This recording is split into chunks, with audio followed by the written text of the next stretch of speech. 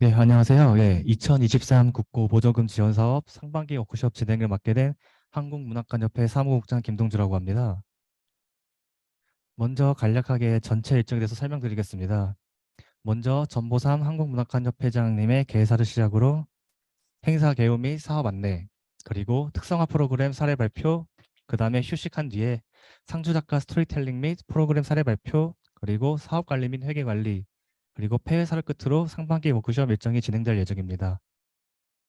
먼저 한국문학관협회장 정보삼 회장님의 말씀 있겠습니다.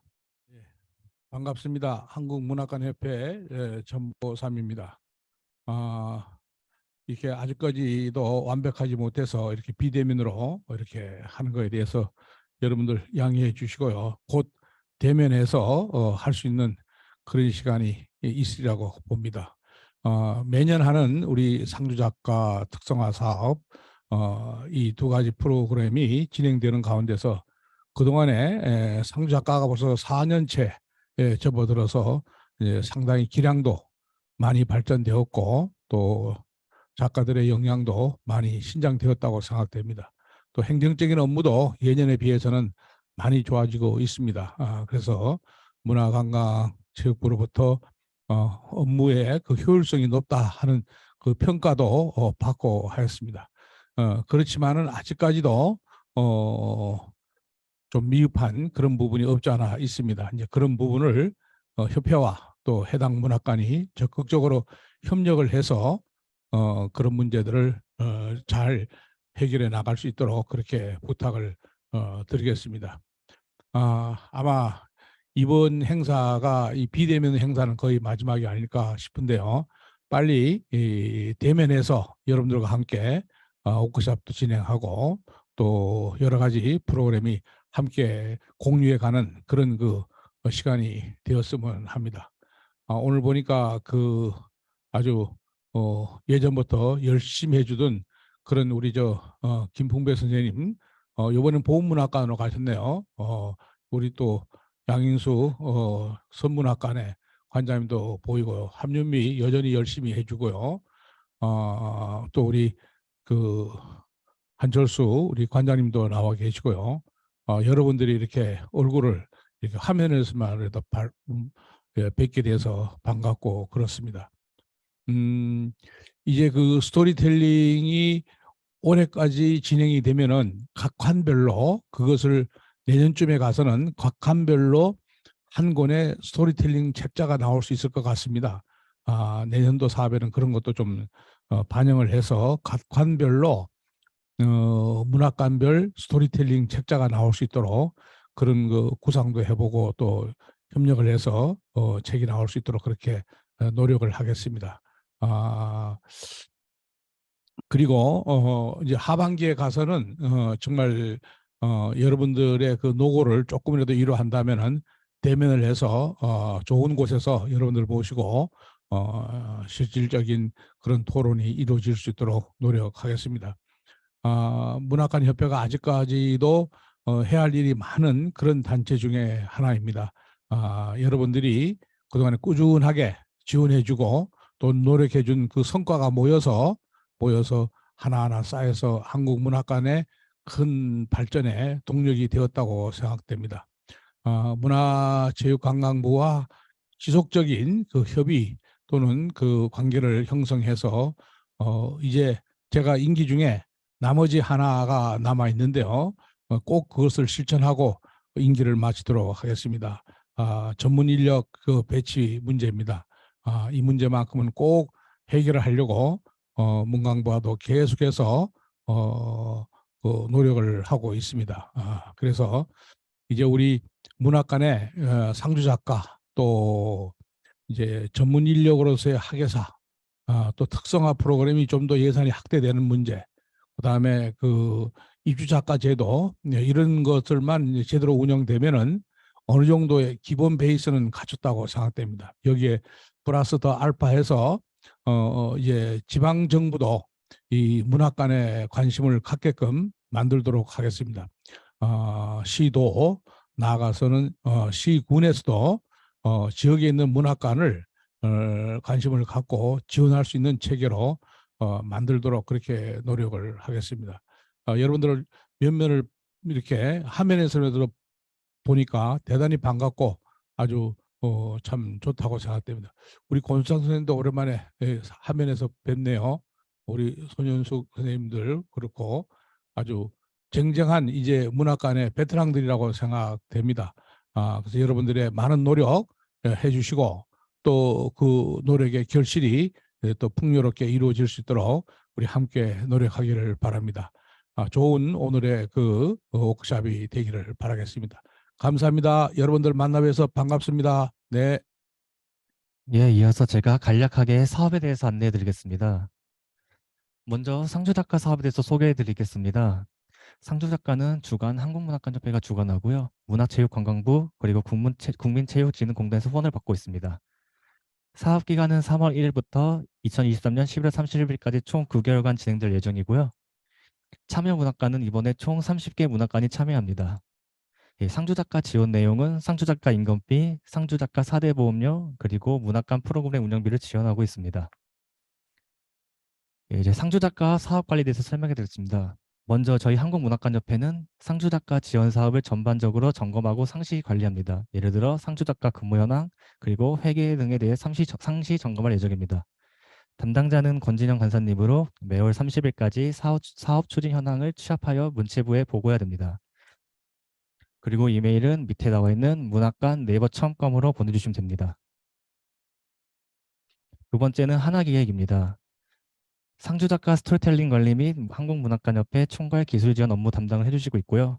상주작가 스토리텔링 결과물 관리, 그리고 유튜브, 블로그, 홈페이지 등에 온라인으로 발행하고 있습니다.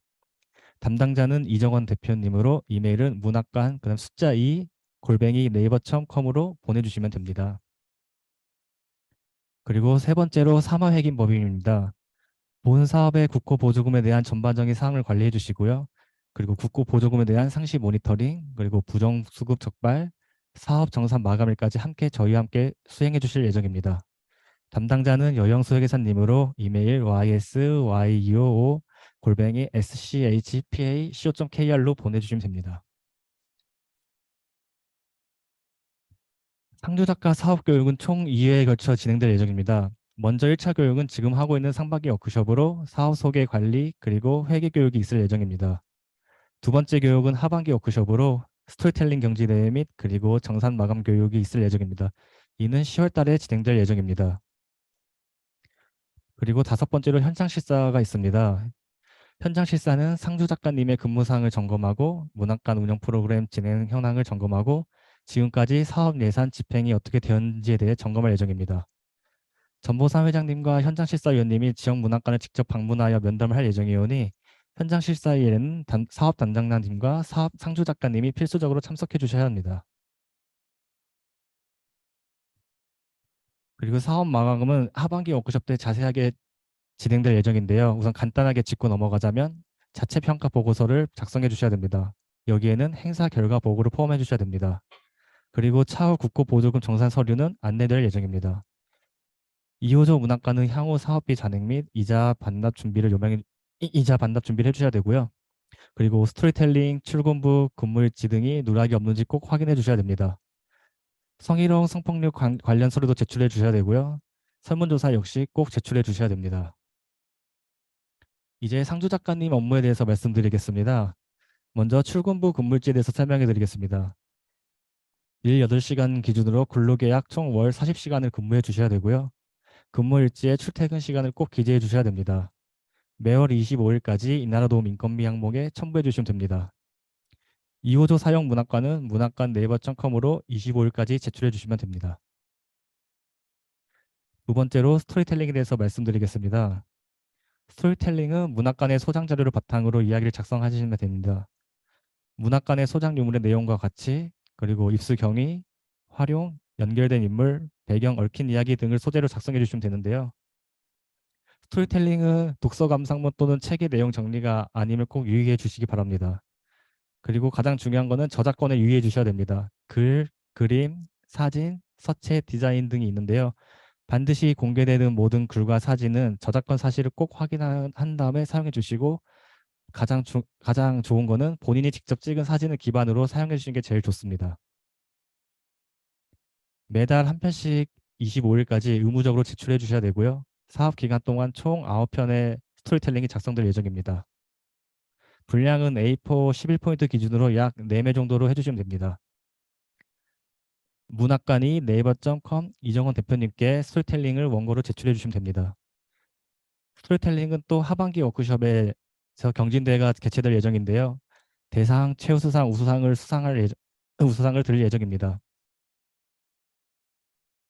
그리고 11월 30일까지 원고가 취합될 예정입니다. 11월 원고만 11월 15일까지 제출해 주시면 됩니다. 11월 1일부터 11월 30일까지는 편집 및 교정이 있을 예정이고요. 12월 중에 책자 인쇄 및 배포가 진행될 예정입니다.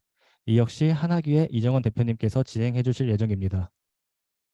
일정에 맞춰 원고 제출, 교정, 교율에 협조 부탁드립니다. 그리고 세 번째로 문학 프로그램이 있습니다. 문학관 특성을 살린 문학 프로그램으로 문학 교육 및 강연, 특별 전시, 그리고 문학 행사 등을 진행하실 겁니다. 각 문학관의 관장님, 사업 담당자님 등과 협의하여 프로그램이 진행될 예정입니다. 결과는 매달 말 사업 추진 현황 보고에 계량적 데이터를 꼭 포함하신 다음에 자체 평가 보고서에 현장 사진하고 결과 보고를 같이 해주시면 됩니다. 이제 특성화 사업에 대해서 소개하겠습니다. 주관은 한국문학관협회에서 주관하고요. 후원은 문화체육관광부에서 후원합니다. 사업 기간은 2023년 3월 1일부터 2023년 11월 30일까지 총 9개월간 진행될 예정입니다. 이번 특성화 사업은 총 33개의 문학관이 참여하고 있고요. 지원 내용은 문학관 프로그램에 대해서 프로그램 운영비를 지원합니다. 특성화 사업 관리에 대해서 설명해 드리겠습니다. 한국문학관협회는 특성화 프로그램 사업을 전반적으로 점검하고 상시 관리할 예정입니다. 매달 30일까지 추진 현황을 취합해서 문체부에 보고사항이니 꼭 기간을 지켜주시기 바랍니다. 담당자는 이서정 간사님으로 이메일 문학관 네이버.com으로 보내주시면 됩니다. 이제 기타 사업 관리에 대해서 설명해 드리겠습니다. 우선 첫 번째로 성희롱 성폭력 예방에 대해서 설명해 드리겠습니다. 사업에 참여하는 모든 문학관은 문학관 서약서를 제출하셔야 됩니다. 그리고 고충 처리 절차 마련을 꼭 해주셔야 되는데요. 안내문을 문학관에 비치하고 고충 상담 창구를 꼭 운영해 주셔야 됩니다. 협회 사업 중에 성희롱 성폭력 관련된 사건이 발생하시면 꼭 협회를 즉시 보고하시고 저희가 그러면 문체부에 꼭 보고를 하겠습니다. 당해년도 2023년 교육 이수 확인증만 인정됩니다. 예를 들어 2021년, 2022년에 받으신 성희롱 성폭력은 인정되지 않습니다. 그리고 이수증에는 이름, 교육, 이수 날짜, 과목 등이 꼭 명기되어 있어야 합니다. 성희롱 성폭력 예방 교육은 협회에서 6월에서 7월 중에 실시할 예정입니다. 성희롱 성폭력 교육 대상은 문학관 관장님, 시설장님도 포함이고요. 그리고 협회 사업 담당자 및 상주 작가, 그리고 반복적, 계속적 행사 용역 프리랜서님, 그리고 일회성, 일시적 참여자 프리랜서님은 꼭 교육을 들으신 다음에 이수증을 제출해 주셔야 합니다. 두 번째로 설문조사가 있습니다. 설문조사는 국고보조금 사업의 효과를 측정하고 개선 사항을 파악한 뒤 통계 분석한 뒤에 향후 사업 계획의 반영을 목적으로 실시하고 있습니다. 설문 대상은 사업에 참여한 모든 문학관, 그리고 상주 작가, 강사님 등 사업 참여자, 그리고 프로그램에 참여한 일반인들을 대상으로 실시하게 됩니다. 이제 매월 보고 사항인데요. 업무 수행 현황은 매월 30일까지 제출해 주셔야 합니다. 여기 업무 수행 현황에는 프로그램 운영 현황 누적으로 기재해 주시고요. 그리고 프로그램 운영 횟수, 그리고 프로그램 참가자 수, 실인원, 연인원을 꼭 구분해서 보내주셔야 합니다.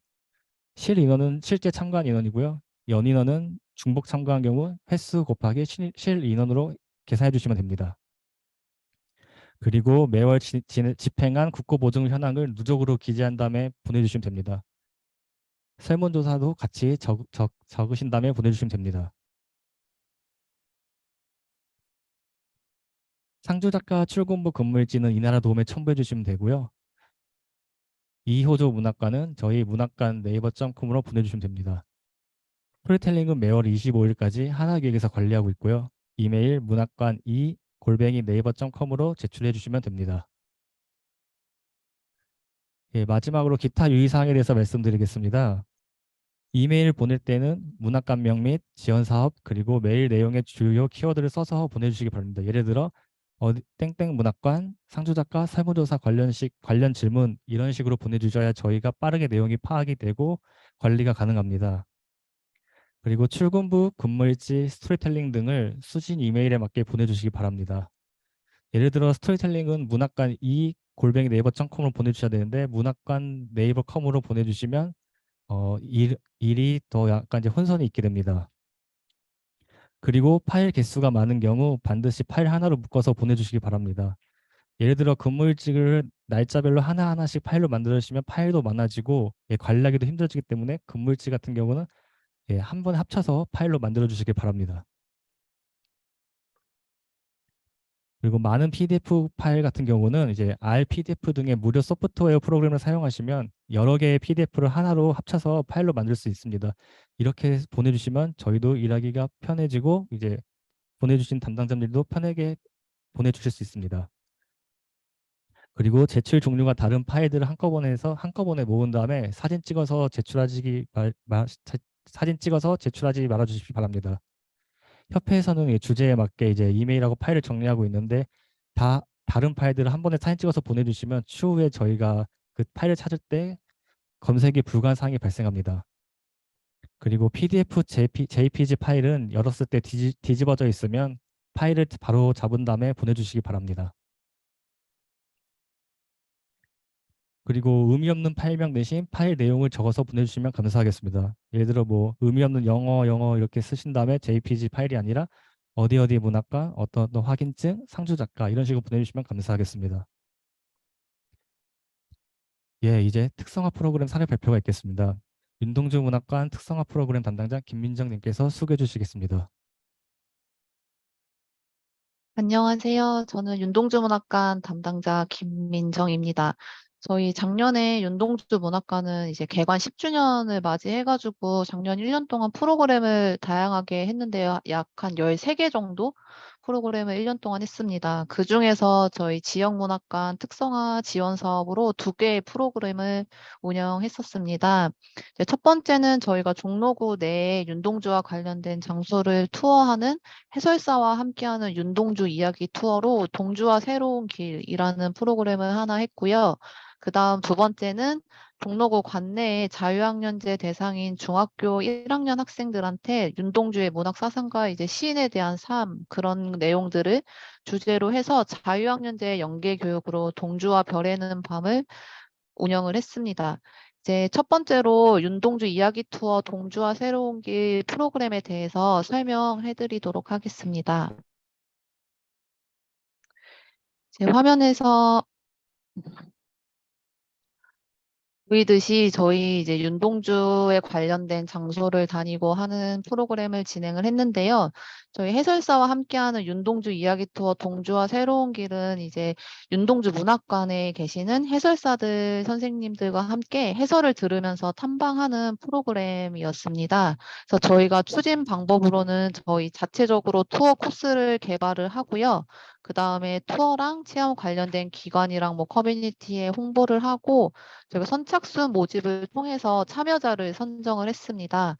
그 다음에 윤동주 문학과 해설사 선생님들을 대상으로 교육이랑 오리엔테이션을 진행을 하고 저희 프로그램 운영을 한 후에 만족도 조사를 실시하는 순서로 추진을 하였고요.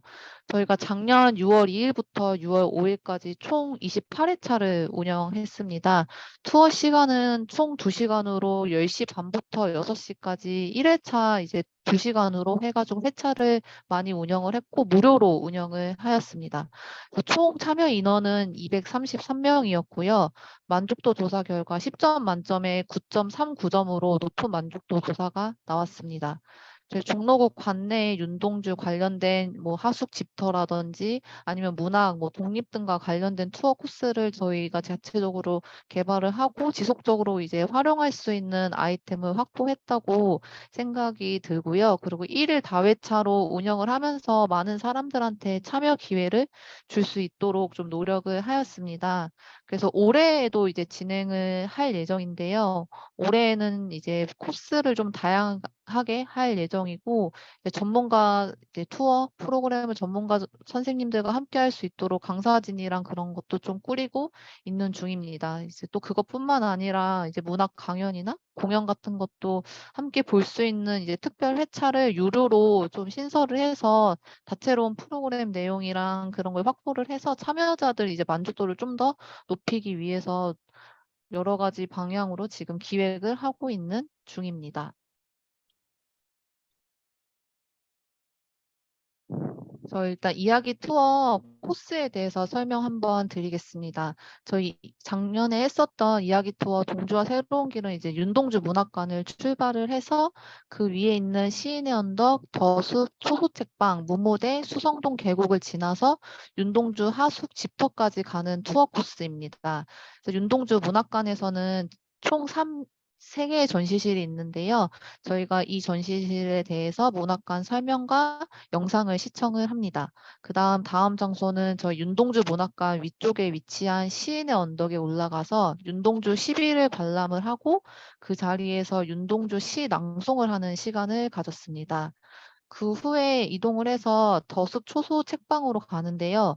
저숲 초소 책방은 카페로 운영이 되고 있는 장소인데 카페뿐만 아니라 북카페 형식으로 운영을 하고 있어서 책방 내 비치되어 있는 이제 다양한 문학 서적을 감상할 수 있는 장소입니다. 그리고 여기 같은 경우에는 옛 군 초소 건물을 활용한 것이 이제 윤동주 문학관이 원래 수도 가합장이었던 모습과 많이 닮아 있어서 투어 코스의 한 부분으로 넣었습니다. 그리고 조금 더 올라가면은 무모대라는 장소가 나오는데요. 이제 이곳은 사람들이 이제 따로 찾을 정도로 서울의 전경이 한눈에 보이는 장소입니다. 그래서 주변의 경관을 감상을 하고 이동을 하는데요. 이제 그다음 장소는 수성동 계곡입니다. 이제 수성동 계곡은 윤동주 하숙 집터와 매우 근접한 곳에 이제 위치하고 있는데요. 윤동주가 이제 평소에 시를 적거나 주변을 산책할 때 갔을 것이라고 추측이 되는 장소입니다. 그래서 이 장소에서는 윤동주 역할을 하는 배우를 섭외를 해서 윤동주가 연희전문학교 재학 시절에 입었을 법한 교복과 명찰도 이제 제작을 해서 책을 읽는 퍼포먼스를 진행을 하였습니다. 그래서 배우가 대사를 일부러 하지 않고 퍼포먼스만 윤동주를 표현을 하였는데 이 부분이 참여자분들이 가장 좋아해 주시는 코스 중에 하나였습니다. 그다음에 마지막으로는 저희 윤동주 하숙 집터로 이동을 하는데요. 윤동주 하숙 집터는 현재 사유지로 개인이 실제로 거주를 하고 있고 그 당시 윤동주 하숙집의 모습은 안타깝지만 아무것도 남아있지는 않습니다. 하지만 이제 의미가 있는 장소이기도 하고 해서 저희가 마지막으로 윤동주 하숙 집터를 설정을 해서 투어 프로그램을 마치는 형태로 프로그램을 운영을 했습니다. 지금 제가 보여드릴 영상은 저희 이번에 했었던 이야기 투어 결과 보고 영상으로 만든 영상인데요. 제가 좀 전에 설명해드린 코스들이 다 나와서 한번 보시면 좋을 것 같아서 제가 영상 플레이 하도록 하겠습니다.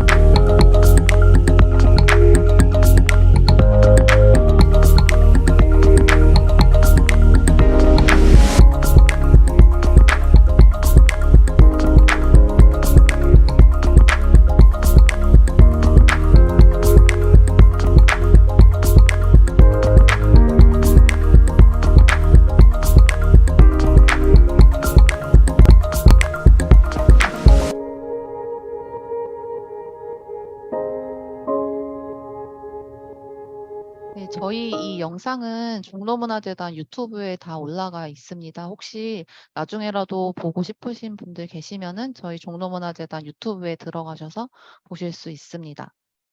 그래서 제가 동주와 새로운 길에 관련된 설명은 지금 다 했고요. 그다음에 다음으로 이제 자유학년제 연계교육 저희 동주와 별에는 밤 운영한 내용 말씀드리겠습니다. 이제 자유학년제 연계교육 동주와 별에는 밤은 종로구 내에 자유학년제 대상 학생들로 이제 윤동주 문학관 해설사가 학교로 직접 방문을 해서 윤동주에 대해서 알아보고 대표 시를 감상하는 문학교육 프로그램입니다. 그래서 이 프로그램 추진 방법 같은 경우에는 저희 문학관에서 자체 교재를 제작을 하였습니다. 그다음에 종로구청 교육감이 이제 관련 기관에 홍보를 하고요. 선착순 모집을 통해서 대상 학교를 선정을 하였습니다. 그다음에 윤동주 문학관 해설사 선생님들 교육을 하고 오리엔테이션을 진행을 한 후에 참여 중학교로 출강을 하고 운영을 하였고요. 그래서 마지막으로 만족도 조사도 실시를 하였습니다. 이제 작년에 모집 기간은 저희 8월 23일부터 9월 8일까지 서울시 교육청을 통해서 공문을 보내고 종로구 관내 중학교에 직접 전화를 해서 수요 조사를 하였습니다. 총 2군데 학교에서 267명을 진행을 하였습니다. 이제 1교시와 2교시로 나눠서 저희가 수업을 진행을 하였는데요. 1교시에는 이제 윤동주 시인에 대해서 알아보는 교육 시간으로 이제 윤동주 문학관에서 자체 제작한 교재와 영상을 활용을 해서 윤동주에 대한 설명을 하였습니다. 그리고 윤동주 문학관에 방문을 해봤었던 학생들도 있지만 그렇지 않은 학생들도 있어서 이제 문학관에 대한 자세한 설명이랑 문학관에 방문하고 싶게끔 수업을 구성하고 설명을 하였습니다. 2교시 같은 경우에는 윤동주 시인의 작품을 감상하고 신앙송과 필사 체험을 진행하였습니다. 이제 생각보다 많은 학생들이 윤동주 시인의 시를 외우고 있었고 이제 외우지 않더라도 시들을 많이 알고 있었습니다. 그래서 윤동주 시 중에서 좋아하는 시의 제목을 정확하게 말하기도 해서 제가 가서 봤을 때 굉장히 놀랐었던 기억이 납니다. 이제 윤동주가 현재까지 많이 사랑을 받고 있는 이유가 무엇일까라는 부분에 이제 좀 더 생각을 해보게 되는 계기였었습니다. 그리고 윤동주 문학관에서 만든 교재 안에는 저희 윤동주 시인의 대표 작품인 별에는 밤, 서시, 새로운 길 등이 이제 포함이 되어 있는데요. 직접 낭송을 해보는 시간에선 모두 이제 다 윤동주가 되는 느낌으로 시를 읽어 내려가는 모습이 좀 인상 깊었었던 부분이었습니다. 이제 오른쪽에 이제 보이는 사진이 저희 윤동주 문학관에서 자체 제작한 교재의 일부입니다. 윤동주에 관련된 내용뿐만 아니라 윤동주 시, 그다음에 간단하게 풀 수 있는 퀴즈, 그리고 시필사할 수 있는 공간까지 만들어서 윤동주와 윤동주 문학관에 관련된 내용을 간단하지만 자세하게 알 수 있도록 제작을 하였습니다. 이 영상 제가 하나 보여드릴 건데요. 이제 이것도 저희 결과보고 영상으로 제작한 영상입니다. 이것도 저희 문화재단 홈페이지, 유튜브 들어가시면 다 보실 수 있는 거고요. 제가 한번 보여드리겠습니다.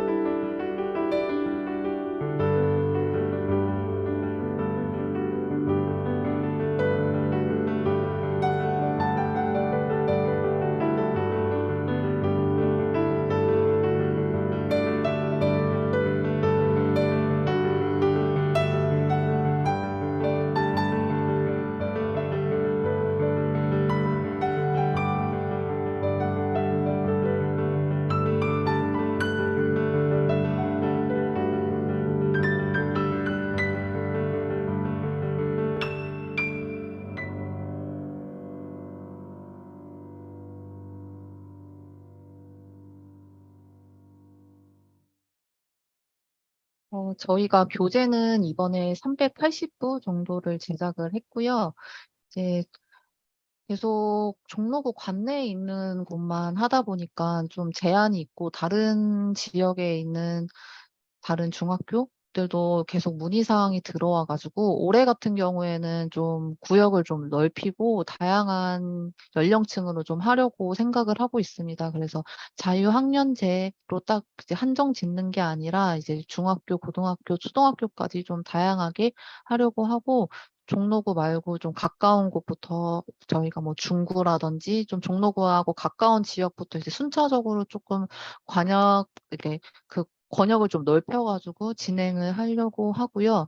생각보다 친구들이 되게 많이 좋아해 주더라고요. 그래서 재작년 같은 경우에는 저희가 도명에다가 시 필사하는 그런 체험을 했었고 작년 같은 경우에는 그냥 책에다가 시 필사하는 프로그램을 진행을 했는데요. 아무래도 친구들 입장에서는 그렇게 뭔가 체험을 하는 걸 좀 좋아하더라고요. 그래서 올해 같은 경우에는 좀 체험을 하는 위주로 할까 생각 중이고 자유학년제뿐만 아니라 저희 아까 말씀드린 이야기 투어를 조금 연계해 가지고 청소년 대상 연계 프로그램을 좀 더 확대하려고 생각하고 있습니다.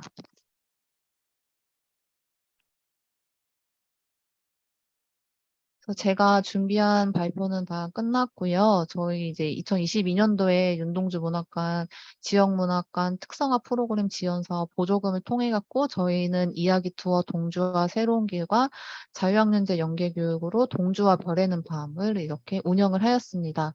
이제 두 프로그램 모두 만족도가 높았지만 더욱 다양한 체험이랑 저희 교육 프로그램 기획하고 있고요. 올해는 좀 더 많은 분들이 참여할 수 있도록 하려고 합니다. 그래서 올해도 지역 문학관 특성화 프로그램으로 보조금 받았는데요. 운영 잘 보도록 하겠습니다. 감사합니다. 예, 예정보다 시간이 한 10여 분 정도 앞당기게 돼 가지고 휴식 시간 원래 10시 50분부터 11시까지 갖기로 했는데 11시 36분부터 10시 46분까지 휴식 시간을 잠시 갖도록 하겠습니다.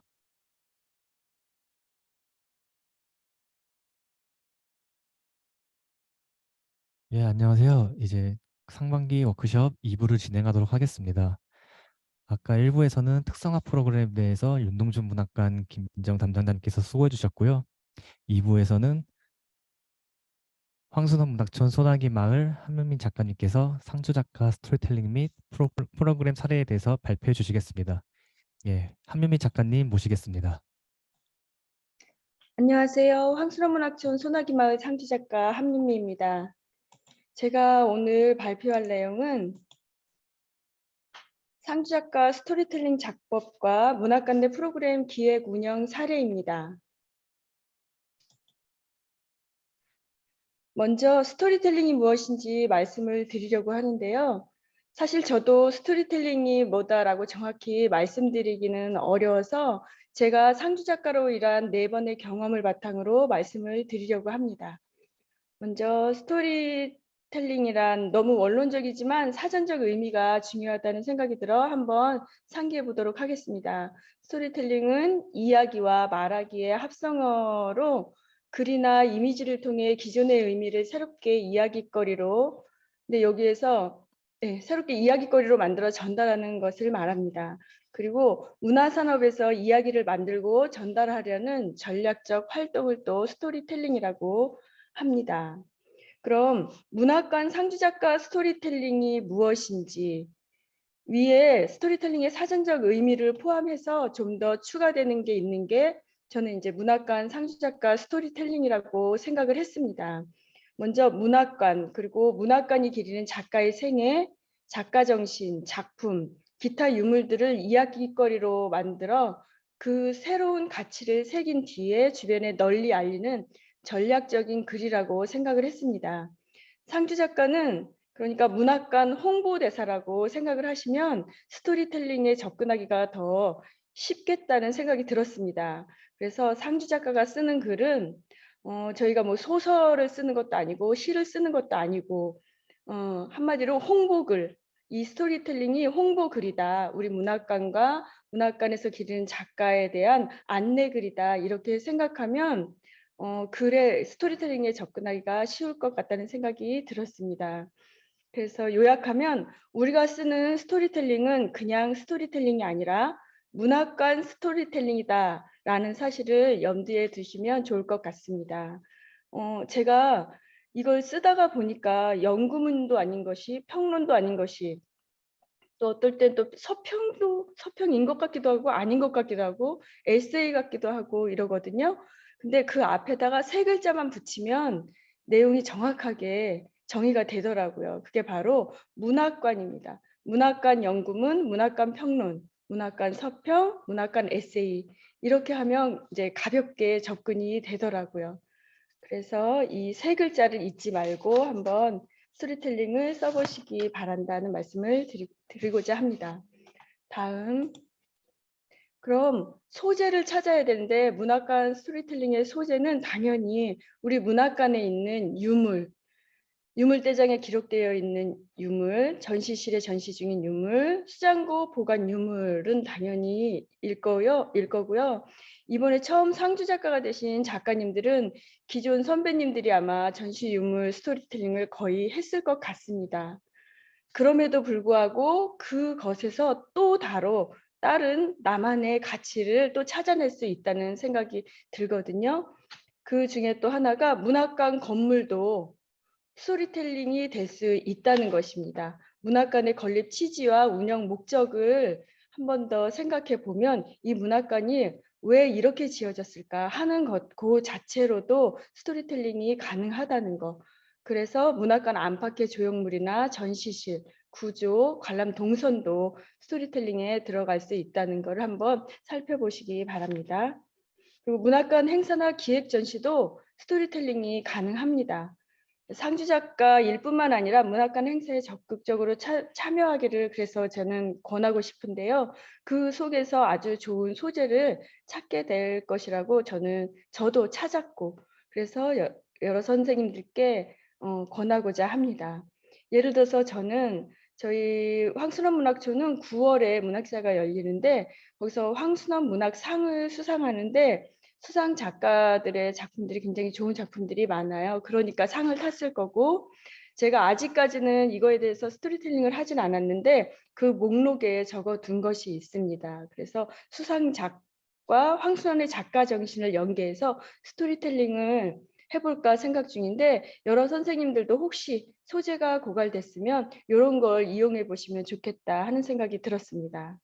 그리고 저희는 이제 황순원 문학촌이어서 촌장님이라고 부르는데 대부분 관장님이시죠. 관장님들, 촌장님의 특강을 적극 활용하시면 좋을 것 같아요. 저는 저희 촌장님이 강연을 하시면 열일 제쳐놓고 그 강연을 들으러 가거든요. 이제 예를 들어서 전에 한 스토리텔링 하나는 촌장님이 유튜브 영상으로 매달 2회씩 업로드하는 게 있는데 그 문학마실 그 강연을 들으면서 스토리텔링을 하나 한 것이 있습니다. 그리고 관람객들을 만나는 것도 스토리텔링의 한 예가 될 수 있다고 저는 생각을 하는데요. 우리 문학관을 찾아오는 관람객들이 그냥 구경하고 휙 가는 분들도 계시지만 천천히 머물러서 관람하는 분들은 분명히 문학에 관심이 있거나 우리 문학관의 작가에게 관심이 있거나 하는 분들이더라고요. 그래서 그분들을 인터뷰도 해보고 하다 보면 스토리텔링 하나가 나오고도 남는다는 생각이 들었습니다. 저는 이제 스토리텔링으로 게재를 한 적은 없지만 어떤 분들 이제 그런 분들의 이야기가 너무 감동적이어서 제가 따로 써서 저희 블로그에 한번 올려본 적도 있습니다. 그래서 요약을 하자면 소재가 스토리텔링이 되려면 먼저 작가의 생애와 작가 정신 그리고 작품들을 최대한 빨리 많이 온몸에 장착하시라고 권해드리고 싶습니다. 그러다 보면은 언제 어느 때고 스토리텔링을 이 부분은 스토리텔링 하면 참 좋겠다 이런 생각이 들 때가 있거든요. 그러니까 최대한 빨리 많이 깊이 온몸에 장착하시기를 바랍니다. 그리고 날마다 문학관 안팎을 거닐고 날마다 전시실에 머무는 시간을 가져보시기를 바랍니다. 이게 별게 아닌 이야기인 것 같지만 그곳에서 너무 고민이 돼서 풀리지 않아서 저는 가끔 그러니까 매일 잠시라도 가서 머물러 있거든요. 그때 답을 찾을 때가 있었습니다.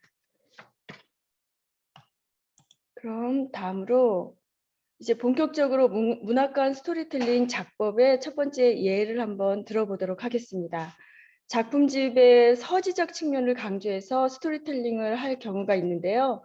저는 요걸 할 때가 제일 재밌었던 것 같습니다.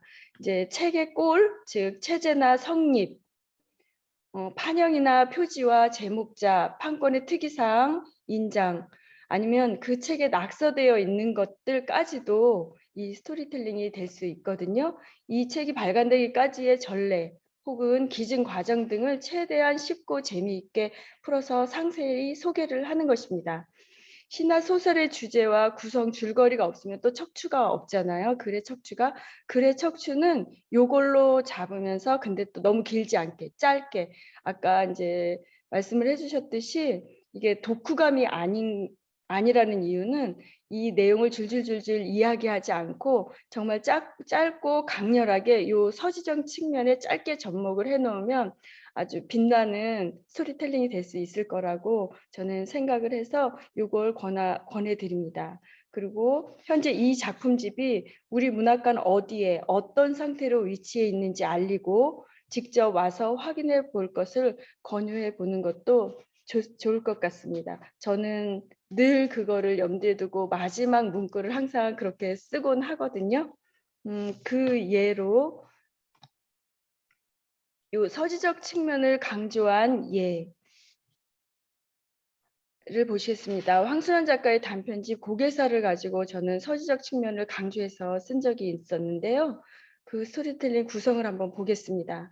첫 번째 제목은 요 단편집 11편이 모인 단편집을 대표하는 주제를 먼저 잡아서 제목을 정했습니다. 그 제목이 피난민의 서름을 그린 작품집 고개사입니다.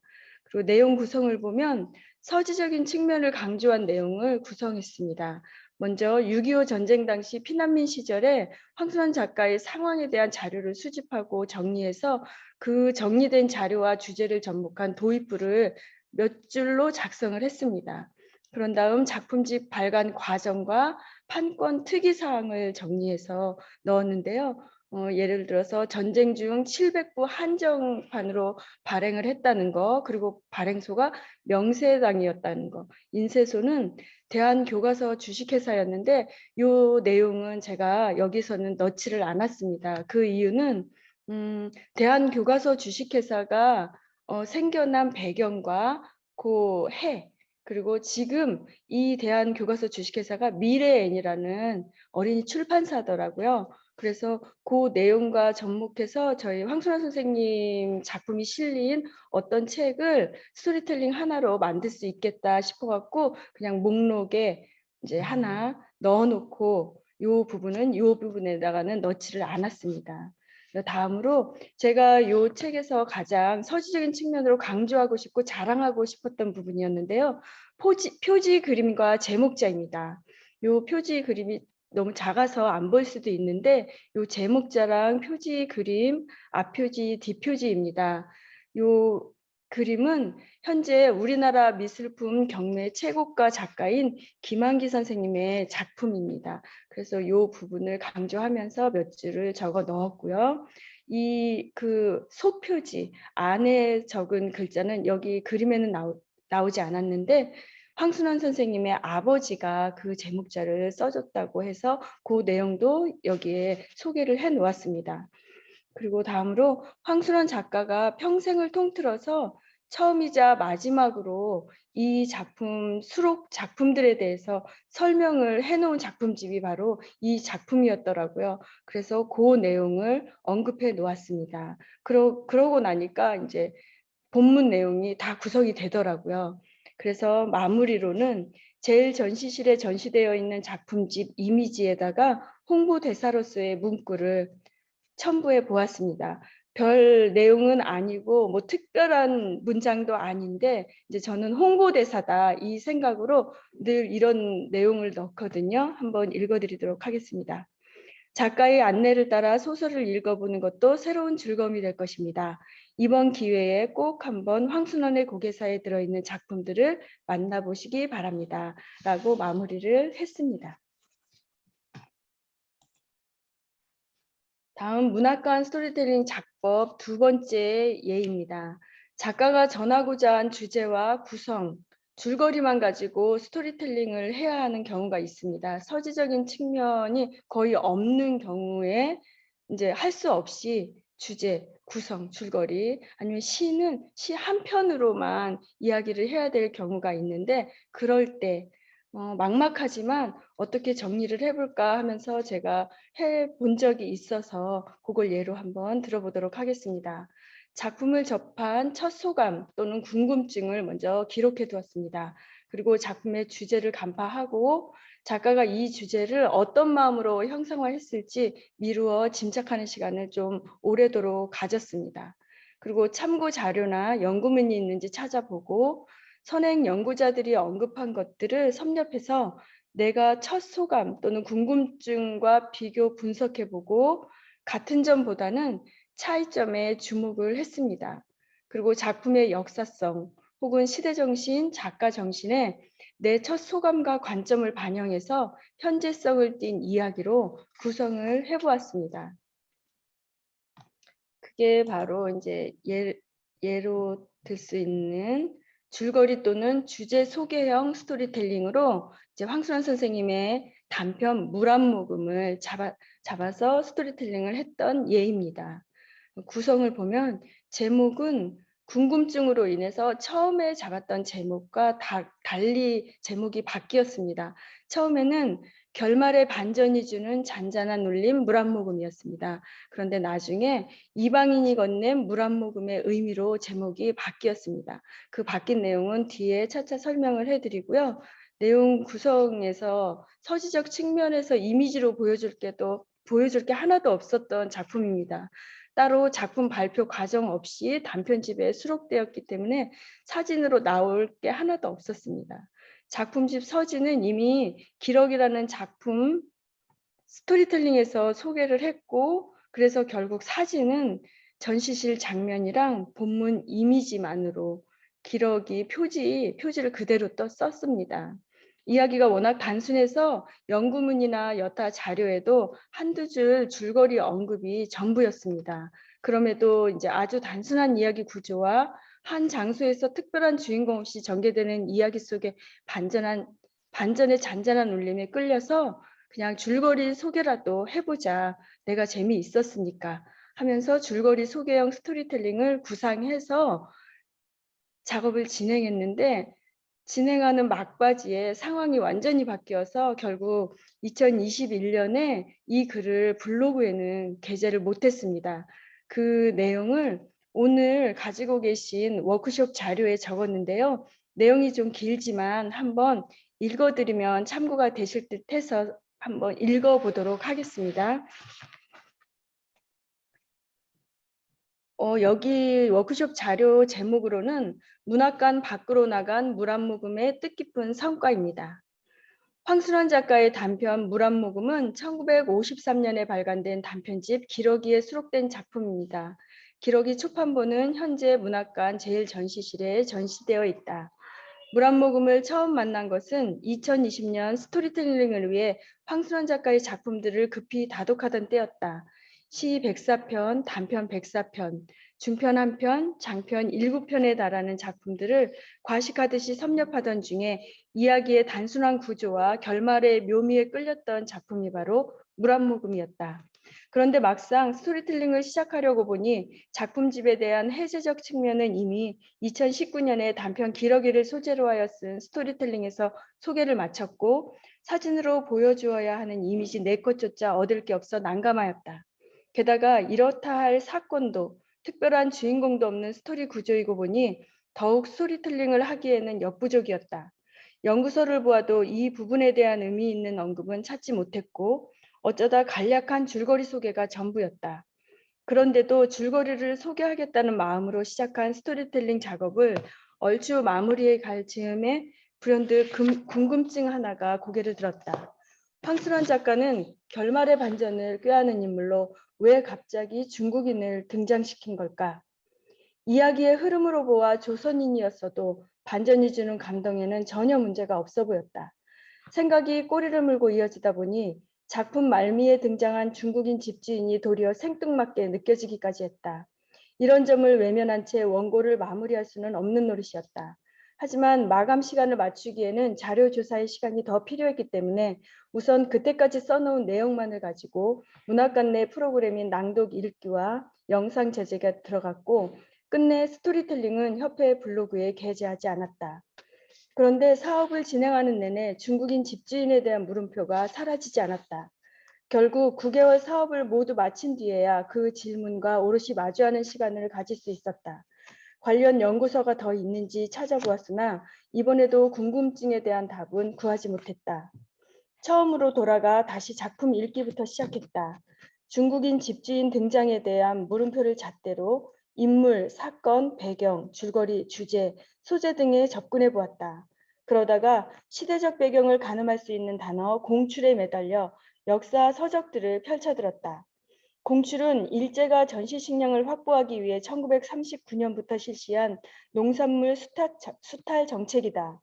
군에서 나온 듯한 단꼬지봉 청년이 어쩌면 공출을 담당한 인물일 수 있겠다는 짐작이 가능했다.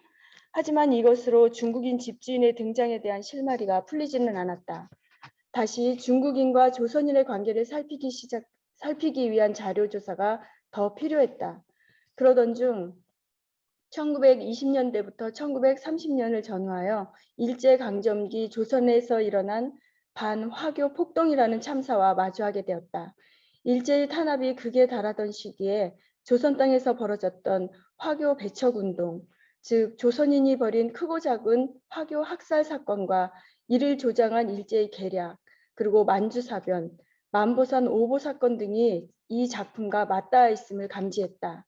내용 어디에도 이 사건들에 대한 언급은 없었지만 그냥 중국인이 아닌 중국인 집주인이라는 대목과 그의 인상이 험상궂게 생긴 간판 사나운 얼굴 등으로 표현된 것에서 당시 조선인과 중국인 사이의 적대적 감정을 읽을 수 있었고 이는 일본 제국주의의 대륙 침략 야욕에 의한 이간질과 수탈 정책에서 비롯된 것이라는 유추가 가능해졌다.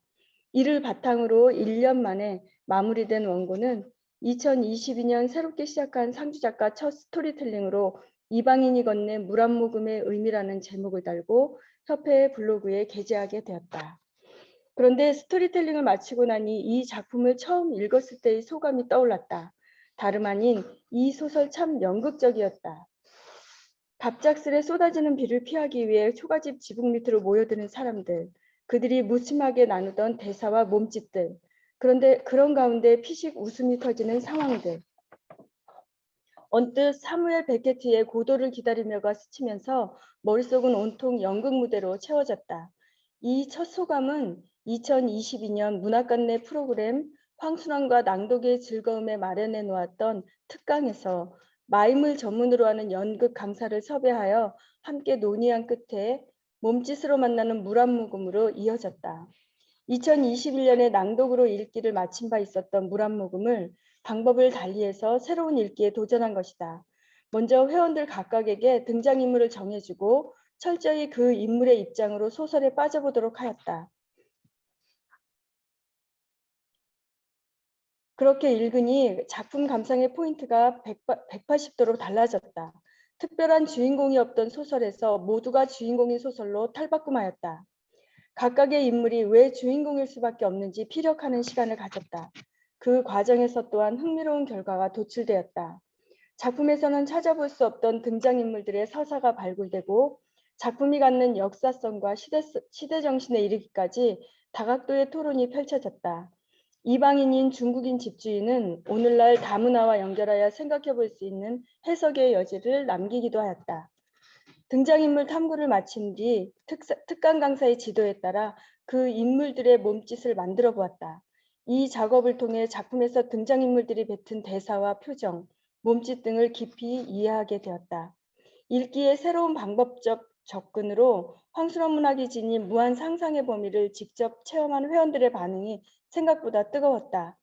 그들의 요청으로 10월에 마무리해야 하는 프로그램을 11월까지 연장 진행하였고, 그것으로 모자라 사업이 끝난 12월에는 문학관 밖에서 만나 물 한 모금의 무대화에 대한 논의를 이어갔다. 몸짓극 각색을 마무리한 뒤 마임 전문 강사에게 2달이 넘는 집중 훈련을 받은 끝에 2023년 2월 11일 문학관이 아닌 지역의 다른 문화공간에서 황순원 원작 몸짓극 물 한 모금을 무대에 올리는 쾌거를 이루었다. 문학관에서 낭독 읽기로 시작된 황순원의 단편 물 한 모금이 스토리텔링을 거쳐서 극이라는 매체의 새로운 독서법을 통해 문학관 밖으로 나가 새로운 결과물로 잉태된 경이로운 순간이었다. 황순원 문학청 소나기 마을 상주작가 프로그램에 참여했던 회원들이 여타의 지원 없이 자발적으로 마련한 이 무대는 1회 무료 공연으로 끝이 났다. 공연을 관람한 지역민들과 문학관 관계자, 그리고 연습 장소와 공연 장소를 제공해준 관계자들도 이 과정의 놀라움과 격려를 아끼지 않았으며, 황순원 문학촌 소나기 마을 2023년 소식지 보모에 공연 사진이 실리는 등 문학관 안팎으로 황순원 작가를 기르는 선순환 과정의 본보기가 되었다. 이는 한국문학관협회에서 지향하는 문학관 상주작가 지원 사업의 목적이자 각각의 문학관이 수행하고자 하는 지역민과 함께하는 문학관, 그리고 지역 문화 발전에 이바지하는 문학관, 그리고 지역민들에게 자기 실현의 기회를 마련해주는 문학관의 역할과 보람이 아닐까 한다. 네, 이상 이제 이 물 한 모금이 어떻게 스토리텔링 되어서 문학관에서 활용이 되었는지, 그리고 문학관 밖으로 나가서 어떻게 또 빛나게 되었는지를 여러분께 꼭 소개시켜 드리고 싶어서 이 내용을 여기에 적어 보았습니다. 이건 아까 이제 확장된 내용이고요. 다음으로 시간이 좀 더 허락되는지요? 네, 뒤에 좀 예, 더 준비한 10분 게 정도 있는데, 더 시간 드릴 수 있습니다. 예. 네, 감사합니다. 그러면 준비한 거 마무리하도록 하겠습니다. 문학관 스토리텔링 작품 예 3번째입니다. 작품 한 편이 문학관에서 멀티텍스트로 활용된 예를 꼭 한번 소개시켜 드리고 싶었는데요. 그 내용은 황순원의 2번째 시집 골동품입니다. 1936년도에 발간이 되었고요. 제가 이 골동품과 처음 만나게 된 것은 2019년에 박물관 지원 사업 문학관 내 프로그램인 박물관 길이의 인문학 시로 빚는 물감이었는데요. 이건 제가 진행한 건 아니었고 문학관에서 진행을 한 거였는데, 찾아가는 관내 중학교 국어 연계 활동 수업에서 거기 팀장님이 저한테 시를 좀 추천해 달라고 해서 여러 시인들의 시를 추리는 과정에서 황순원 선생님의 골동품이라는 시집을 알게 되었고, 이 시집 전체의 시들은 한 줄짜리부터 너덧 줄을 넘기지 않는 아주 짧은 시였습니다. 그게 또 매력이어서 여러 편들을 추천을 하게 되었는데요. 나중에 이 프로그램을 진행한 선생님한테 후기를 들어보았더니 아이들이 서로 짧은 시를 골랐다고 합니다.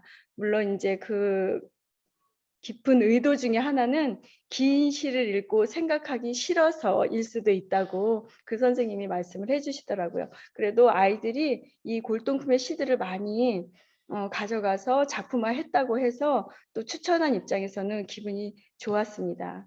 그리고 다음으로 또 만나게 된 것은 이 같은 해에 황순원 문학제 문학 세미나가 있었는데, 그때 마침 주제가 황순원 초기 작품과 아동 문학사적 위상이었는데, 제가 주제 토론에 참여한 내용은 황순원의 시와 동심이었습니다. 이때 좀 더 골동품을 들여다보게 되었습니다. 그 다음에 제가 2020년에 올이라는 동시집을 발견했는데 절판 상태였습니다. 그리고 그래서 중고 서점을 뒤져서 사서 보았는데, 최승호 시인이 황순원의 골동품에서 동시로 읽을 만한 시 14편을 가려 뽑아서 내놓은 동시집이었습니다. 그걸 보면서 아, 이렇게도 골동품이 이용되었구나. 근데 문학관이 아닌 밖에서도 이 골동품에 집중하고 그러니까 관심을 갖고 있었구나 하는 걸 알게 되었는데, 이때까지는 이걸 가지고 제가 스토리텔링을 해봐야 되겠다는 생각을 갖지는 못했습니다.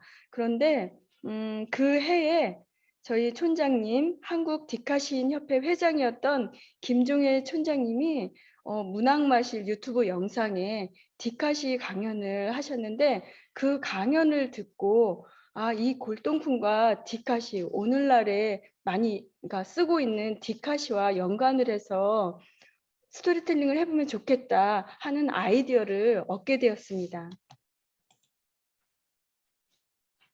그래서 이제 시작을 한 게 2021년에 황순원의 골동품 디카시를 입다였습니다. 이걸 써서 그러니까 협회 블로그에 게재를 했고요. 이제 살짝 자랑인데요. 그 해에 상주 작가 스토리텔링 대회 최우수상을 수상하기도 했습니다.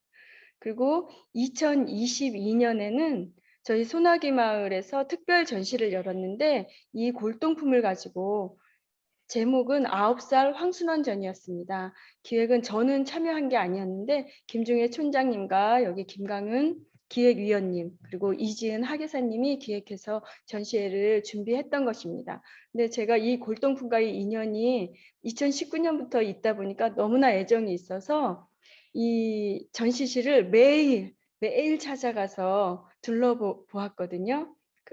이 전시 내용은 황순원의 골동품 시 21편을 작가 정서울의 회화 작품에다가 김유나 디자이너의 모션 그래픽을 덧입혀서 디지털 시대 문화 소비자들에게 새롭게 선보인 시화전이었습니다. 이게 2022년 9월 1일부터 시작된 전시가 말에 끝나기로 했었는데, 관람객들의 호응이 좋아서 현재도 전시를 하고 있고 2023년 6월 30일까지 연장 전시하기로 되어 있습니다. 그래서 저도 이 전시회가 너무 좋아서 제 작년 상주작가 프로그램에 참여하는 회원님들을 모시고 가서 시화전을 관람하고 거기서 또 대화도 나누고 즉석에서 신앙송의 시간을 가져보기도 했습니다. 굉장히 뜻깊은 시간이었습니다. 그리고 2022년에 문학관 공식 유튜브 채널인 김종혜 촌장님의 문학마실에 또 요 이야기, 골동품과 관련된 이야기를 영상으로 제작해서 업로드해 놓았습니다. 혹시 궁금하신 분들은 유튜브에 들어가셔서 문학마실을 치시면 요 내용이 나올 것입니다. 한번 보시기를 권해드립니다. 다음 이제 2023년 현재 골동품을 가지고 제가 상주작가 지원사업 문학관 내 프로그램으로 2021년에 스토리텔링 했던 그 제목으로 그대로 황순원의 골동품 디카시를 입다를 진행하고 있습니다. 좀 빨리 시작을 했는데요. 교재는 그 9살 황순원전 모션 그래픽 시그림을 활용해서 제작을 했고요. 이제 회원님들을 모집해서 골동품에 실린 22편의 시가 탄생된 시대적인 배경과 문예 사조에 입각해서 시감상을 좀 더 집중적으로 진행하고 있습니다. 그리고 5월에는 이걸 가지고 김종혜 촌장님이 디카시 특강을 해주시기로 하셨고, 이걸 듣고 회원님들과 같이 디카시 창작을 해볼 예정에 있습니다. 그리고 이 골동품에 실린 시 22편을 회원님들이 신앙송을 한 영상을 제작할 예정에 있습니다. 지금까지 말씀드린 내용이 이렇게 스토리텔링 2021년에 스토리텔링 된 거,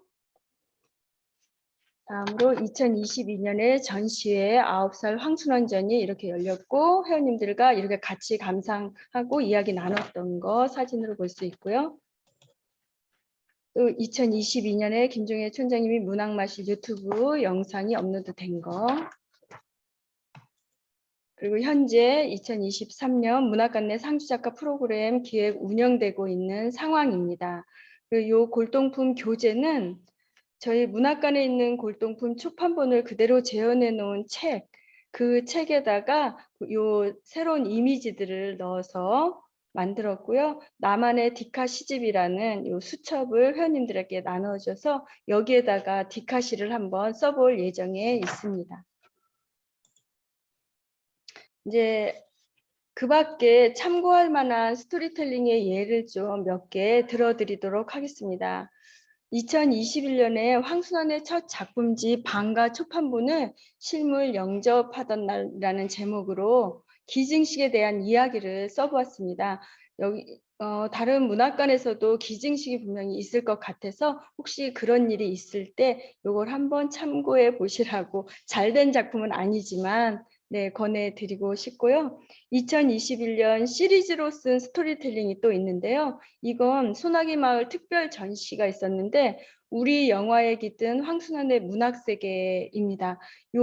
여기에 전시되었던 것들을 가지고 시리즈로 스토리텔링을 해 놓았습니다. 그래서 오히려 스토리텔링 하기가 좀 쉬웠습니다. 자료도 많고 이야기거리도 많아서. 네, 이것도 한번 이런 시리즈도 될 수 있다는 거 한번 참고해 보시길 바라고요. 2022년도에는 황순원 작가와 서지문 교수 사이에 오간 편지 10장을 기증받았는데 이건 황순원의 카인의 후예 장편 소설이거든요. 이걸 영문 번역을 위한 상세한 협의가 들어있는 편지 내용이었습니다. 그 내용 안에 황순원 선생님이 친히 그림을 그려서 이 마을이 이렇게 생겼고 집은 이렇게 생겼다, 대문은 이렇게 생겼다 하면서 그림까지 그린 내용이 있더라고요. 그게 좀 재미있고 꼭 좀 소개시켜 드리고 싶어서 그 내용을 좀 자세히 적어 보았습니다. 혹시 이런 비슷한 것들을 스토리텔링 할 게 있으시면 참고를 해보시면 좋겠다 싶어서 권해드립니다. 2022년도에는 황순원과 서정주의 상호 대상이라는 제목으로 스토리텔링을 한 게 있습니다. 이거는 서정주 시인이 황순원 작가에게 선물한 국화 옆에서 액자 관련된 이야기입니다. 이 액자가 저희 제일 전시실에 있는데 매일 가서 보면서 이걸 어떻게 스토리텔링을 해볼까 고민하다가 이제 현대문학 잡지에 요 상호 대상이라는 코너가 있더라고요. 거기에 황순원 선생님은 서정주 시인에 대해서 쓰고 서정주 시인은 황순원 선생님에 대해서 썼는데 황순원 선생님은 소설가인데 서정주 선생님에 대해서 시로 소개를 했고 서정주 선생님은 황순원 선생님에 대해서 산문으로 소개를 했더라고요. 그 내용과 접목해서 스토리텔링을 해본 것이어서 한번 궁금하시면 한번 보시라고 네, 권해드립니다. 그리고 마지막으로 2022년에 장지연의 일사유사와 황고집의 미학이라는 제목으로 스토리텔링을 했는데요. 황순원 작가가 간직했던 장지연의 일사유사와 황순원 작품 그리고 문학관 제1전시실 벽면 이야기를 버무려서 이야기를 만들었던 것입니다. 이것은 작년 상주작가 스토리텔링 대회에서 대상을 수상했기에 감히 여러분께 한번 보시라고 권해드립니다. 이상 제가 지금까지 좀 긴 시간이었는데요. 상주작가 스토리텔링과 문학관 내 프로그램 기획 운영 사례를 마치도록 하겠습니다. 감사합니다. 예, 조음을 펴주신 한유미 상주 작가님께 다시 한번 감사 말씀드립니다. 이제 회계 및 사업 이 나라 도움 관리에 어려움 겪는 분들이 많으신데요. 이에 관해서 이제 상주 작가 담당자이신 권진영 간사님께서 발표해 주시겠습니다. 네, 안녕하세요. 저 이제 2023년 국가보조금 지원 사업 저희 사업 관리 및 회계 관리에 대해서 좀 말씀을 드리도록 하겠습니다. 네, 목차는 이렇게 되는데요. 앞서서 국장님이 이미 사업 개요와 관리에 대해서 좀 말씀을 주셨기 때문에 그 부분은 제가 간략하게 넘어가고 나머지 설명드리도록 하겠습니다.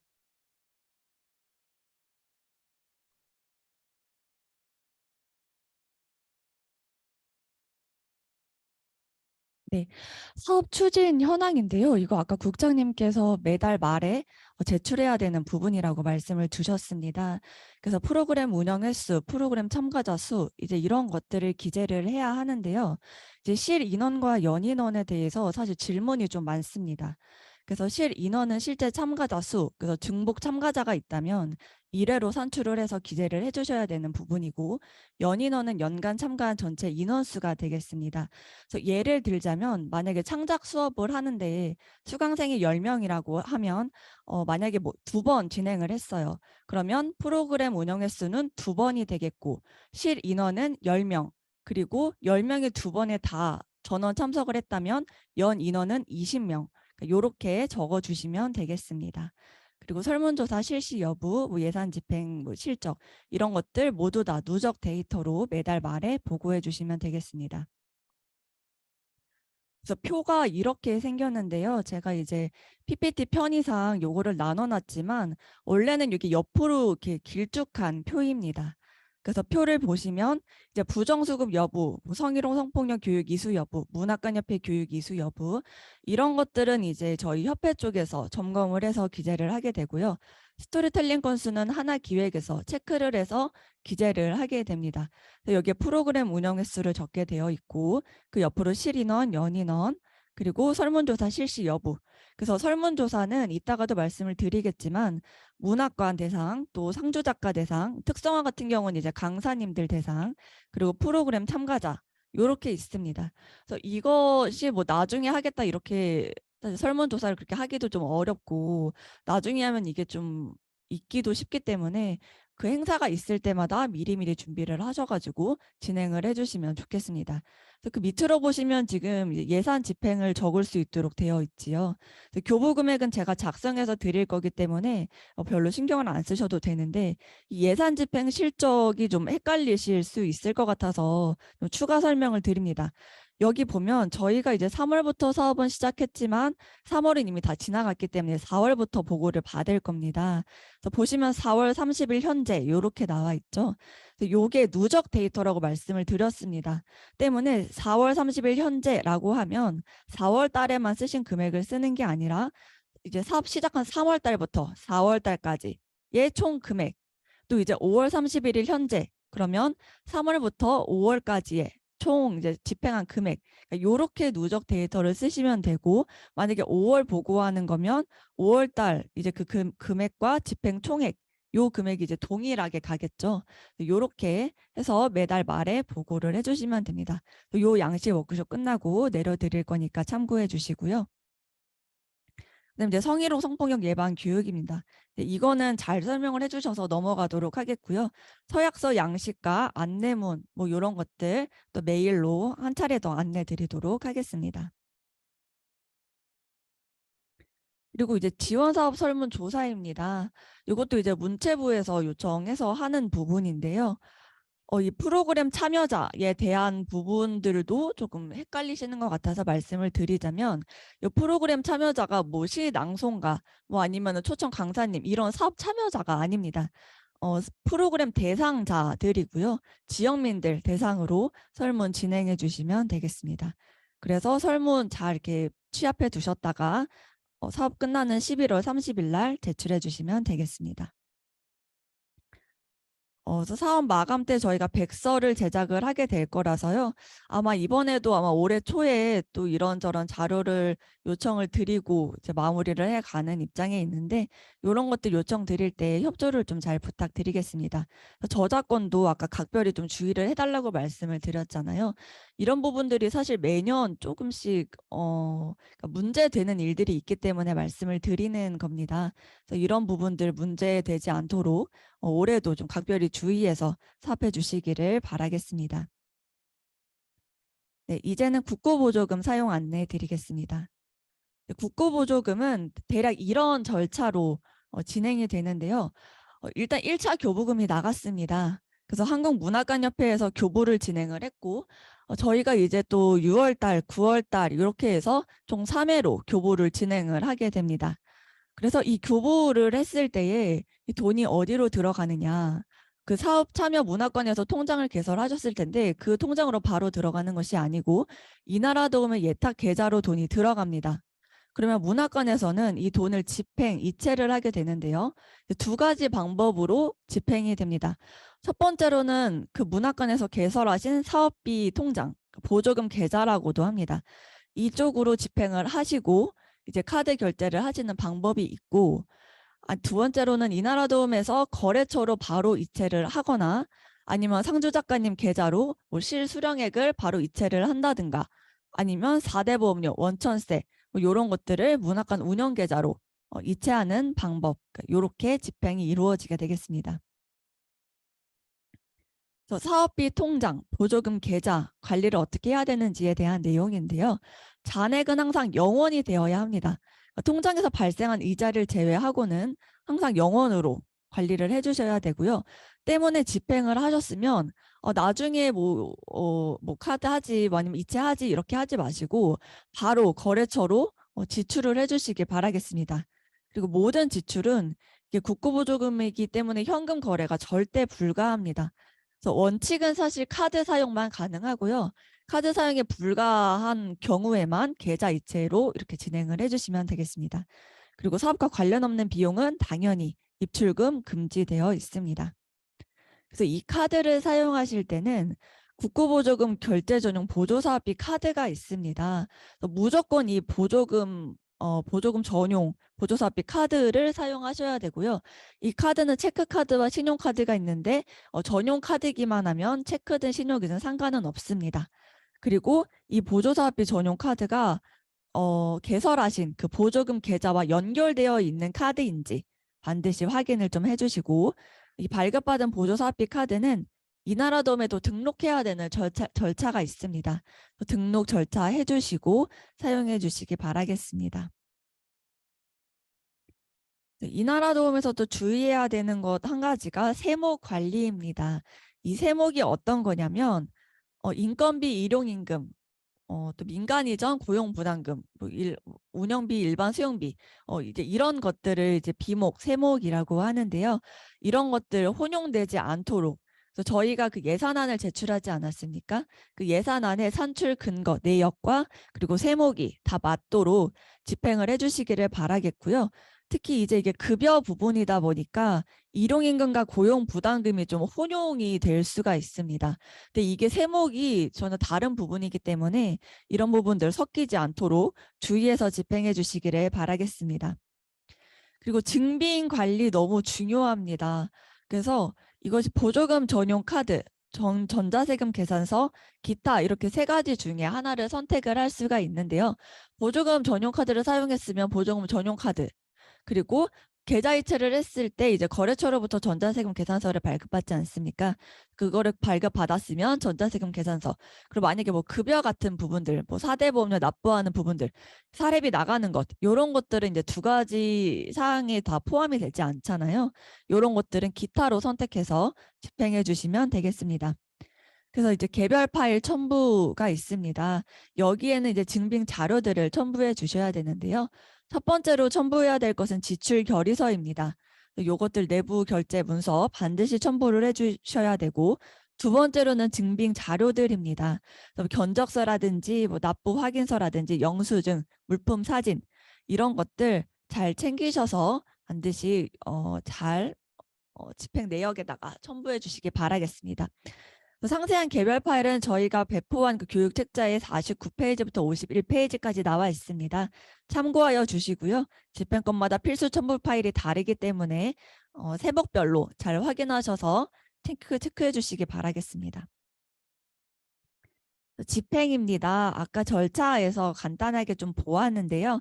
이 집행이라는 게 뭐냐? 예탁계좌에서 사업비 계좌 또는 거래처로 비용을 이체하는 것을 집행이라고 얘기를 합니다.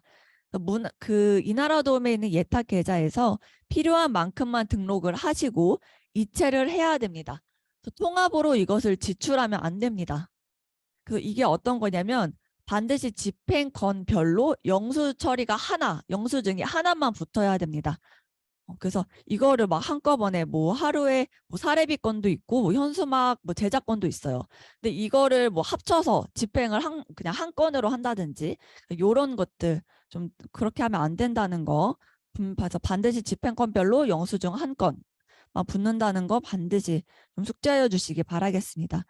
당연히 이제 세목이 같아도 그 내역이 다르면 안 되고요. 또 세목이 다른 거, 뭐 인건비 고용부담금 한꺼번에 내려서 사용하는 일 없도록 해주시기 바라겠습니다. 그래서 집행한 비용에서 만약에 사용하라고 금액이 남았다라고 한다면요. 이나라돔에서 집행 취소 반납해 주시길 바라겠습니다. 문학관 운영 계좌의 사용입니다. 원래 사실 이 사업 관련 지출은요. 사업비 계좌로 내려서 뭐 이체를 한다든가 아니면 예탁 계좌에서 이체를 해야 되는 부분이 있습니다. 원래 운영 계좌는 사용이 불가한데요. 이제 이게 상조작가 사업도 그렇고 특성화도 그렇고 뭐 사례비 나가는 부분들 또 급여 나가는 부분들 때문에 이제 이런 부분에 한정해서 문학관 운영 계좌를 사용하도록 하고 있습니다. 상조 작가님의 원천세 4대 보험료 이런 것들을 보조금 계좌에서 바로 납부하지 않기 때문에 이런 것들은 문학관 운영 계좌로 이체를 해서 그 문학관 운영 계좌에서 그냥 통합 납부하는 방법으로 하시면 되겠습니다. 여기에 이제 영수증 또는 납부 확인서를 붙일 때는 통합 영수증도 가능하니까 그렇게 증빙해 주시면 되겠습니다. 네. 집행정보 등록입니다. 요거는 제가 다음 페이지에서 좀 아예 캡처 화면을 두고서 설명을 드리겠고요. 이제 이나라돔의 보조 세목. 그래서 요거는 한번 안내를 드렸는데 그냥 참고로 한번 지금 다시 한번 확인해 주시면 되겠습니다. 그래서 급여는 인건비 일용임금에서 나가는 부분이고 4대 보험 기간 부담금은 민간 이전 고용 부담금에서 지출이 되어야 합니다. 그리고 일반적인 물품, 뭐 현수막이라든지 이런 홍보 물품들 그리고 사무용품들 이런 것들은 일반 수용비에서 지출해 주시면 되겠고요. 행사하면서 다과가 필요한데 이런 것들은 업무 추진비, 사업 추진비에서 지출해 주시면 되겠습니다. 그리고 뭐 강사님들 뭐 사례비 나가는 부분들도 용역 쓰시는 부분들은 운영비 일반 수용비에서 지출해 주시면 되겠습니다. 자, 이게 이제 이나라돔 화면입니다. 이제 회계 담당하시는 분들께서는 이 화면을 이제 사업 기간 동안에 내내 보시게 될 텐데요. 자, 보면 이제 상단에 집행 정산이 파란색으로 체크가 되어 있죠. 요거를 누르면 이 좌측에 이제 메뉴가 이렇게 뜹니다. 그래서 이 중에서 집행 관리를 누르고 집행 관리에서 집행 정보 등록을 눌러서 들어가면 이와 같은 화면이 뜨는데요. 집행 정보 등록에서 사업연도 2023년을 클릭하고 사업 선택은 문학관 상조작가 지원 사업을 선택을 합니다. 그리고 이제 검색을 누르면 밑으로 이제 사업 현황과 또 이제 집행 내역이 뜨게 됩니다. 여기 보면 지금 일반 증빙 우선 그리고 일반 세목 우선 제가 이제 빨간색으로 표시를 해 놓았죠. 그래서 이 버튼들을 눌러서 집행을 하게 되는데요. 증빙 우선 같은 경우에는 만약에 전자세금 계산서를 발급을 받았어요. 그래서 이렇게 증빙이 이미 있는 경우 요거를 눌러서 등록을 해주시면 되고 일반적으로는 증빙이 없고 먼저 집행을 하기 때문에 일반 세목 우선을 눌러서 집행정보 등록을 하시면 됩니다. 그래서 일반 세목 우선 버튼을 누르게 되면 이제 이 화면으로 넘어가게 됩니다. 여기서부터 이제 집행정보를 쭉 입력을 하게 되는데요. 먼저 이 보조 세목을 선택을 해야 됩니다. 보조 세목은 아까 봤던 것과 같이 뭐 인건비 일용임금, 운영비 일반 수용비, 뭐 업무 추진비, 사업 추진비 이런 것들을 선택을 하는 겁니다. 그래서 사용하시고자 하는 목적에 맞게 먼저는 세목을 선택을 합니다. 예를 들어서 만약에 인건비 일용임금을 선택을 했어요. 그럼 집행 용도를 이제 쓰시게 됩니다. 집행 용도는 뭐 예를 들어서 3월 뭐 홍길동 뭐 급여 이런 식으로 이제 입력을 하시면 되겠죠. 이렇게 입력을 하고 나면 증빙 선택을 해야 되는데 지금은 증빙을 선택할 게 없기 때문에 기타로 두시고 넘어가시면 됩니다. 그 다음에 정산서류 등록 여기서 개별 파일 첨부 파일을 눌러서 이제 파일을 첨부하시게 되는데요. 이때는 내부 결제를 받은 지출 결의서 뭐 견적서 뭐 이런 것들을 먼저 첨부를 하시고 나중에 이제 정보 수정을 하면서 영수증 뭐 카드 결제 뭐 명세서라든지 뭐 전자세금 계산서 뭐 그 발급 받은 것들 물품 사진들 뭐 이런 것들을 나중에 첨부를 해주시면 되겠습니다. 요 밑에 보면 재원 정보가 남아있죠. 재원 정보가 나와있죠. 여기서 재원 구분 집행액 합계 이 빈칸에다가 금액을 쓰시면 됩니다. 그래서 금액을 쓰시고 자동 계산을 누르면 알아서 나머지가 채워집니다. 그래서 그 밑으로 이제 스크롤을 내려보면 거래처 정보를 쓰게 되어 있습니다. 그래서 거래처 정보를 입력을 하시면 되는데 여기서 이제 중요한 게 뭐냐면 이체 구분입니다. 그래서 이체 구분이 아까 절차에서도 한번 설명드렸던 것처럼 거래처 계좌로 이체하는 방법이 있고 보조금 계좌로 이체를 하는 방법이 있습니다. 그래서 두 가지 중에 하나를 선택을 해서 집행을 하시면 되고요. 이 경우에 거래처 계좌로 이체를 선택을 했을 때는 나머지를 입력을 하고 넘어가면 되는데 보조금 계좌로 이체를 눌렀을 때는 그 밑에 사유를 선택할 수 있도록 칸이 또 뜹니다. 그래서 사유는 보통 카드 결제를 할 때 보조금 계좌로 이체를 하기 때문에 카드 결제를 선택하시면 되는데 만약에 그 외의 사유다라고 한다면 기타를 선택하면 또 그 밑에 또 사유를 입력할 수 있도록 빈칸이 뜨거든요. 그 밑에다가 사유를 입력하고 거래처 정보 나머지 다 입력하시고 넘어가시면 됩니다. 그래서 모든 정보를 다 입력을 했어요. 그러면 요 밑에 행 추가, 제가 빨간색으로 표시해 놨죠. 요거를 누르시면 집행 거래처 정보 입력 현황에 이 위에 내용이 다 입력이 됩니다. 그러면 이제 내용 다시 한번 틀린 거 없는지 확인하시고 이 입력 현황 바로 위에 보면 처리 구분이 있죠. 여기서 집행 요청 버튼 누르고 집행 요청하시고 이체하시면 집행이 됩니다. 그래서 거래처로 보내지거나 아니면 보조금 계좌로 이체가 되니까 이렇게 해서 집행해 주시면 되겠습니다. 이렇게 말로 또 설명하니까 복잡하게 느껴지실 수 있는데요. 또 막상 해보면 그렇게 어렵지 않습니다. 처음에 이제 하시면서 어려운 부분이 있으면 협회로 전화 주시거나 이나라 도움 상담센터 전화해서 도움 받으시면 되겠습니다. 집행 절차 말씀드린 것과 같습니다. 그래서 실제 비용을 계좌로 이체하거나 거래처로 이체하는 거, 요거 집행이라고 말씀을 드렸고요. 계좌로 만약에 입금을 했습니다. 그러면 카드 사용을 하시거나 계좌 이체를 해서 실제 비용을 지출을 하시고 나중에 계좌 이체 확인증, 카드 영수증 이런 것들 스캔해서 첨부해 주시면 되겠습니다. 자, 그리고 집행 정보의 수정인데요. 이런 것들 증빙 자료들 나중에 추가로 첨부를 해주시면 되고 만약에 뭐 카드를 사용을 했습니다. 그러면 나중에 증빙 구분 보조금 전용 카드로 수정해 주시면 되겠죠. 전자세금 계산서도 마찬가지가 되겠습니다. 집행 취소는 필요시에만 하시면 되는데요. 필요할 때 집행 취소 등록하시고 집행 취소 이체 실행까지 해주셔야 예탁 계좌로 돈이 들어가기 때문에 이렇게까지 완료해 주시면 되겠습니다. 주의사항입니다. 이나라 도움의 집행 내역은 반드시 사업 예산안 대로만 집행이 돼야 됩니다. 그래서 만약에 변경이 필요하다라고 하시면 변경 내용을 협회로 알려주시기 바랍니다. 그러면 협회에서 검토를 하고 승인을 하면 그 이후에 이제 그 변경 예산안대로 집행을 진행해 주시면 되겠고요. 모든 집행권에는 내부 결제가 완료된 지출결의서가 첨부되어야 합니다. 그래서 이 지출결의서 이따가도 양식을 한번 보여드릴 텐데요. 협회에서 지출결의서 양식을 보내드리기는 하겠지만 만약에 기관 내에서 이미 사용하고 있는 양식이 있다라고 하면 양식을 그대로 쓰셔도 무방합니다.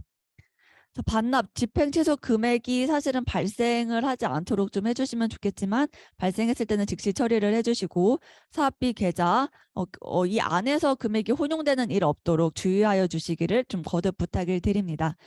계좌 이체 수수료가 발생할 수 있습니다. 이게 이나라 도움에서 바로 이체를 하면 발생을 하지 않는데요. 예를 들어서 보조금 계좌로 이체를 했다가 뭐 실수령액을 작가님 뭐 계좌로 보낸다. 이런 경우에는 뭐 은행이 다르면 계좌 이체 수수료가 발생할 수 있겠죠. 이런 것들은 문화권에서 부담을 해야 되기 때문에 수수료를 잘 계산하시기를 바라겠고요. 또 카드 연체로 이런 거 발생했을 때에도 문화권에서 부담하셔야 됩니다. 연체로 이런 것들 발생하지 않도록 해주시길 바라겠습니다. 보조금 전용 카드에 대한 내용들 좀 설명을 드리겠습니다. 먼저는 체크카드인데요. 체크카드는 이제 뭐 아시겠지만 통장에 돈이 있어야지 이게 결제가 되지 않습니까? 그래서 이거를 카드 사용하기 전에 먼저 집행을 완료를 해 두셔야 됩니다. 예탁계좌에서 사업비 계좌로 사용 금액만큼만 먼저 집행 이체를 해 두셔야 하고요. 요거를 뭐 한 달 막 이렇게 두셨다가 결제하시면 절대 안 되고 뭐 하루 이틀 내에 체크카드 사용해 주시기를 바라겠습니다. 그래서 증빙 구분은 맨 처음에 집행하실 때는 기타로 해서 집행을 하시지만 나중에는 증빙 구분을 보조금 전용 카드로 반드시 바꿔 주셔야 됩니다. 그래서 보조금 전용 카드를 이제 이나라 도움에 등록하는 절차를 밟는다고 했잖아요. 그래서 요거를 밟고 나서 사용을 하면 이나라 도움에 이 사용 내역이 불러와집니다. 그래서 요거를 불러와서 보조금 전용 카드로 바꿔주시면 되겠습니다. 마찬가지로 잔액 발생하는 경우 있으면 안 되겠지만 발생하면 즉시 집행 취소해서 정리를 해주시고요. 나중에 카드 영수증, 거래 명세 내역, 구매 물품들 이런 것들 증빙 자료로 첨부해 주시면 되겠습니다. 그래서 카드 영수증 안에 만약에 내역이 다 나와 있으면 그냥 영수증만 첨부하시면 되는데요. 만약에 금액만 찍혔다라고 하시면 거래 내역도 반드시 나와 있는 증빙 필요하다는 거 알아주시기 바랍니다. 이 신용카드입니다. 신용카드는 사실 통장에 돈이 없어도 먼저 결제가 되기 때문에 먼저 결제를 하셔도 되지만 내부 결제는 먼저 받으셔야 되겠죠. 그래서 이런 것들 대금 결제 3일 전에 반드시 그러니까 연체되는 일이 없도록 이것도 사실 미리 사업비 계좌로 이체를 하시는 편이 좋습니다. 대금 결제일 전에 사업비 계좌로 집행 이체 완료해 주시고요. 이것도 마찬가지로 처음에는 기타로 집행하지만 나중에 보조금 전용 카드로 내역 불러와서 등록해 주셔야 됩니다. 첨부해야 되는 증빙은 체크카드와 동일합니다. 집행 용도 입력입니다. 아까 이제 캡처본에서 보셨죠? 근데 이것도 의외로 좀 어려워하시는 부분들이 있어서 제가 예시로 몇 가지를 가져와 봤습니다. 인건비 같은 경우에는 뭐 몇 월 달 누구 상주작가 인건비 이렇게 쓰시면 되겠고, 뭐 소모품을 구입한다 그럼 몇 월 달 뭐 소모품 뭐 어디 거래처 뭐 행사 사례비 뭐 신앙송 사례비가 나간다 하면 뭐 신앙송 행사 사례비 뭐 누구 이런 식으로 좀 적어 주셨으면 좋겠습니다. 지출 결의서입니다. 지금 보이시는 사진이 좀 작아서 잘 안 보이실까 하는데요. 여기 지금 협회에서 사용하는 양식이고 또 이제 협회에서 내려드릴 때 이 양식을 내려드립니다. 그래서 모든 집행권에 반드시 이 서류가 첨부가 되어야 하고요. 집행권에 대한 상세한 내용이 좀 들어가야 됩니다. 그래서 문학관 내부 결제, 사인이나 도장이 반드시 들어가야 하고요. 이거는 사실 그냥 양식이기 때문에 이미 기관에서 사용하는 양식이 있다면 그걸 사용하셔도 무방하지만 뭐 집행 내역이라든지 그 내용에 대한 상태 기재라든지 그리고 뭐 이런 결제 라인 들어가는 부분들, 금액, 거래처 그러니까 이런 내용들은 기본적으로 들어가 있어야 된다는 거 참고하여 주시기 바랍니다. 그리고 이제 금액 쓸 때 좀 틀리는 부분들이 있습니다. 이런 것들 틀리지 않도록 꼼꼼하게 기재해 주시기를 부탁드리겠습니다. 비용의 최종 목적지 반드시 기재되어 있어야 되겠죠. 거래처와 수취인 이름, 계좌번호 이런 것들 기재해 주시기 바랍니다.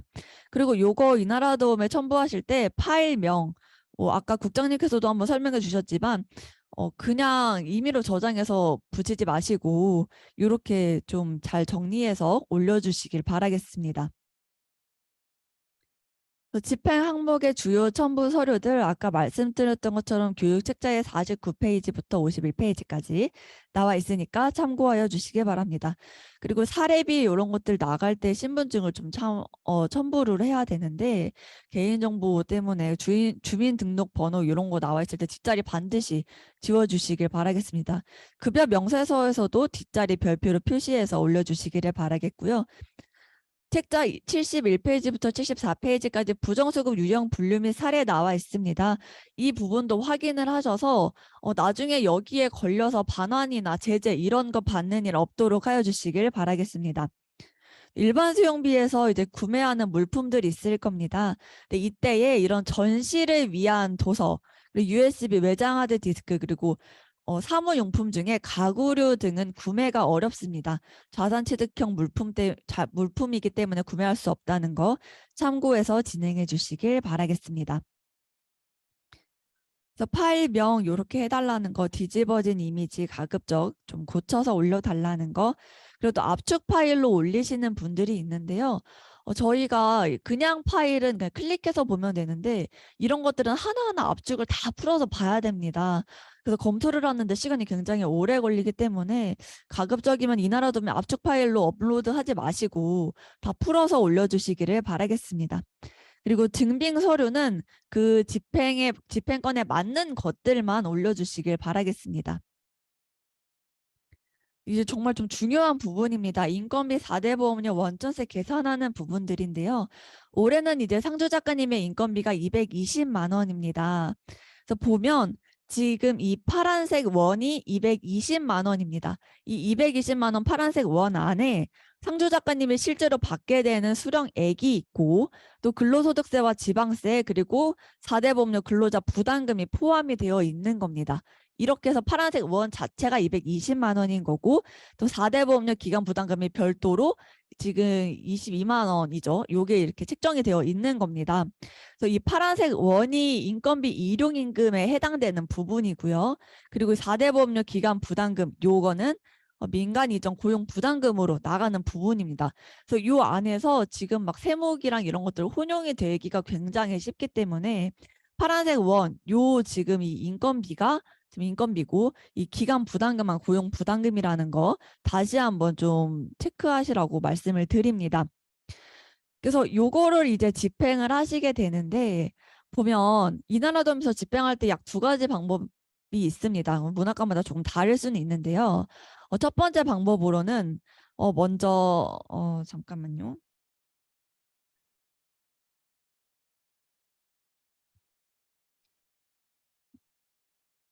네. 먼저는 이 인건비 4대 보험료 원천세를 먼저는 계산을 해 두셔야 하고 이나라도움에서 상주 작가님이 받아야 되는 실수령액만큼만 그냥 상주 작가님 거래처로 그냥 바로 보냅니다. 이나라도움에서. 그렇게 하고 나머지 이제 근로소득세, 지방세, 4대 보험료 근로자 부담금은 마찬가지로 이것도 일용임금 목으로 나가겠죠. 이거는 문학관 운영계좌로 이체를 합니다. 그렇게 하고 이 기간 부담금은 고용 부담금으로 해서 또 문학관 운영 계좌로 이체를 하는 방법이 있습니다. 그렇게 하면 이제 이 실수령액, 근로소득세, 지방세, 근로자 부담금은 다 일용임금 목으로 집행이 되겠죠. 그리고 기간 부담금은 고용 부담금 목으로 이제 집행이 되겠고요. 근데 이제 문학관 운영 계좌에 들어가 있는 금액은 상주 작가님의 근로소득세, 지방세, 근로자 부담금 그리고 기간 부담금이 들어가 있습니다. 그렇게 해서 문학관 운영 계좌에서 통합으로 납부를 하시면 되는 방법이 있고 두 번째로는 뭐냐? 그냥 이 파란색 부분, 이 220만 원을 그냥 보조금 계좌로 다 이체를 하는 겁니다. 그래서 일용임금으로 해서 그냥 보조금 계좌로 통합으로 집행을 하시고 보조금 계좌에서 상주 작가님께로 이제 실수령액 이체를 하시고 근로소득세, 지방세, 근로자 부담금, 문학관 운영 계좌로 이체를 하시는 겁니다. 근데 이때는 보조금 계좌에서 다른 통장으로 이체를 하는 거기 때문에 따로 계좌 이체 확인증을 첨부를 해 주셔야 됩니다. 그리고 기간 부담금 첫 번째 방법과 마찬가지로 고용 부담금으로 해서 문학관 운영 통장으로 이체를 해주시면 되겠고요. 그렇게 해서 통합으로 또 납부를 해주시면 되겠습니다. 그래서 이런 부분을 이나라도움에서 비목과 세목이 헷갈릴 수 있기 때문에 2가지 방법 중에 선택을 해서 집행을 하라고 말씀드리는 부분입니다.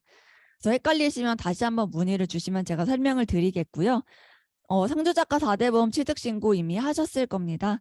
그래서 나중에 사업 종료 후에 4대 보험 상실 신고해야 된다는 거 참고하여 주시기 바랍니다. 상주 작가님의 인건비 안에 아까 보셨던 표처럼 근로소득세와 지방세 납부 의무가 있습니다. 그래서 홈택스에서 납부해 주시면 되겠고요. 원천세 이런 것들 급여 명세표 작성하기 전에 미리 계산하시고 원천세는 근로소득 간이세액표 참고하시면 되는데 요거는 홈택스의 조회 발급 기타 조회에 들어가면 계산하실 수 있으니까 참고하여 주시고요. 소득 4대 보험 신고할 때 비과세 항목 포함이 안 됩니다. 반드시 220만 원으로만 근로소득 신고하여 주시기 바랍니다. 시간이 얼마 안 남아서 말이 좀 급해지네요. 기타 소득세 및 사업 소득세입니다. 이런 것들은 이제 사례비, 용적비 나갈 때에 이런 부분을 계산을 해야 되는데요. 12만 5천 원 이상 비용 지출할 때에는 기타 소득세 8.8% 원천징수 및 신고해야 됩니다. 이 금액 이하일 때는 징수액 없지만 신고는 해 주셔야 되고요. 기타 소득세 같은 경우는 일시적이고 우발적인 용역을 제공할 때 요거 납부해 주시면 됩니다. 사업소득세는 계속적, 반복적 용역을 제공할 때에 요거 납부해 주시면 되는데 이거는 3.3%인 거 참고해 주시면 되겠습니다. 자세한 거는 국세청에 알아보시면 되겠고요. 4대 보험료 납부 기준입니다.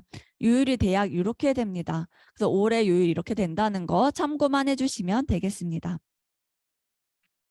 4대 보험료, 건강복리, 국민연금 이런 것들 사회보험 징수 포털 사이트에서 개인별로 금액 확인 가능하십니다. 사업장 로그인 하시면 되겠고요. 고용산재보험 이거 토탈 서비스에서 마찬가지로 사업장 로그인해서 확인 가능하십니다. 이런 것들 합산해서 문학관 운영 계좌에서 납입을 할 텐데요. 이때 통합 영수증만 첨부를 해도 된다는 부분 참고를 해주시면 되겠습니다. 급여 명세표에 이런 부분들 계산 잘해서 첨부해 주시기를 바라겠고요. 영수증은 자동이체 영수증 납부 확인서 등이 있는데 납부기관에서 발행한 확인서만을 인정을 합니다. 이 부분 참고하여 주시길 바랍니다. 4대 보험 관련해서요. 지원되는 사업들이 좀 두 가지가 있습니다. 첫 번째로는 두루누리 지원금입니다. 요거는 10인명 사업장 260만 원 미만 소득의 근로자 기관에게 80% 경감을 시켜주는 사업인데 요거 해당되는지 안 되는지는 사이트에 들어가면 확인 가능하시니까요. 요거 만약에 뭐 대상자다라고 하면 요거 반영해서 지급하시면 되겠습니다. 일자리 안정자금 지원도 있습니다. 근데 요거는 정보 사업이기 때문에 사실 해당이 안 됩니다. 요거를 만약에 지원을 해서 뭐 받게 되더라도 나중에 다시 반납을 해야 되는 경우가 생기기 때문에 요거는 신청하지 않도록 해주시길 바라겠습니다. 네, 끝입니다. 정상화 사업 마감에 대해서 마지막으로 설명드리고 마칠 텐데요. 사업 중에 중간 정상 및 수시 점검이 있습니다. 설명했던 것처럼 사마회계법인과 올해도 함께 할 텐데요. 이거 이나라돔에서 검증기관 등록해서 수시로 또 점검 들어갈 겁니다.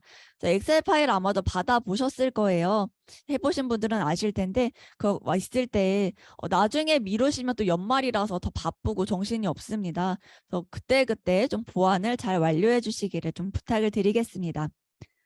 사업 이후에 또 최종적으로 검토를 하고 정산 완료하고 보고서 제출하고 정보 공시까지 마치면 사업이 마감이 됩니다. 그래서 그때는 모든 집행권의 서류와 비용을 최종적으로 점검을 합니다.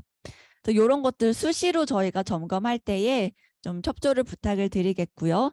이거 다 보완하면 집행 마감을 하고 정산 보고서를 제출을 하게 됩니다. 정산 시에는 자체평가 보고서 저희가 이제 작년부터는 실적 보고서라고 부르는데요. 이 부분하고 사업용 통장 내역 이런 것들 첨부해 주셔야 되고 원천징수 영수증, 4대 보험 납입 내역서, 집행 세부 내역 요거는 이나라돔에서 다운받는 겁니다. 지출증빙 자료 파일, 지출증빙 자료 파일은 이나라돔 쓰시는 분들은 이나라돔에서 확인을 할 거고요. 2호조 사용하시는 분들은 따로 메일로 제출을 해 주셔야 됩니다. 이런 부분들도 정산 시에 저희가 한 번 더 안내 메일 드릴 테니까 그때 참고해 주시면 되겠습니다. 정산금과 이자 수익금 반납하는 부분들 나중에 또 있을 겁니다. 정산금과 이자 수익금 요거 좀 개념 어려워하시는 분들이 있는데요. 정산금은 예탁 계좌에서 남은 잔액을 이야기하고 이자는 예탁 계좌에서 남은 이자입니다. 그리고 통장에서 발생하는 이자는 수익금으로 명명을 합니다. 참고하여 주시고요. 2호조 사용 문학과는 나중에 또 별도 계좌로 저희가 공문을 보내서 안내를 드릴 테니까 그렇게 해서 확인해 주시면 되겠습니다. 네, 사업 관리와 회계 관리 이것으로 마치겠고요. 상세한 내용들 좀 설명이 부족했다 하는 부분들 어려운 것들 있으면 언제든지 협회로 연락 주시길 바랍니다. 고맙습니다. 예, 바쁘신 와중에 워크숍에 참여해주신 사업담당자님 그리고 상주장관님께 다시 한번 감사의 말씀드립니다. 이제 전보삼 협회장님 말씀으로 이제 상반기 워크숍을 끝내려고 합니다. 예, 전보삼 협회장님께 말씀을 요청하겠습니다. 한 2시간에 걸쳐서 아주 우리 공관사님이 그 속사포 같이 설명을 해서 여러분들 당할 건 하나도 없을 것 같아요. 언제든지 또 다시 이렇게 문의하면은 친절하게 안내를 할 거니까 걱정하실 것 없고 오늘 이 행사를 무사히 마치게 돼서 반갑게 생각합니다. 항상 협회는 그 회원관들의 그 서비스를 위해서 존재하는 거니까 언제든지 필요하실 때 실무자들과 소통해 주시고 그래도 문제가 있다고 하면은 저한테 직접 전화해도 좋다고 생각됩니다. 우리 모두가 다 하나가 돼서 개별이 아닌 하나가 돼서 한국 문학관의 발전 또 개별 문학관의 발전 이것이 둘이 아닌 하나의 길로서 우리가 함께 매진한다면은 한국 문학관들은 많은 그 성과가 있으리라고 봅니다. 그 성과 속에서 또 협회가 하나의 견인차가 되고 또 밀고 땡겨서 우리 사회의 그 밝고 맑은 그런 그 문학이 꽃피는 그런 세상을 만들어 가는데 여러분들이 계셔서 든든하게 생각하면서 함께 해 주실 것을 믿으며 오늘 이렇게 한 2시간에 걸쳐 이 워크숍을 마치도록 하겠습니다. 오늘 다시 한번 여러분들에게 감사드리며 전반기 그 워크숍을 마치게 돼서 대단히 반갑게 생각합니다. 감사합니다. 수고했습니다.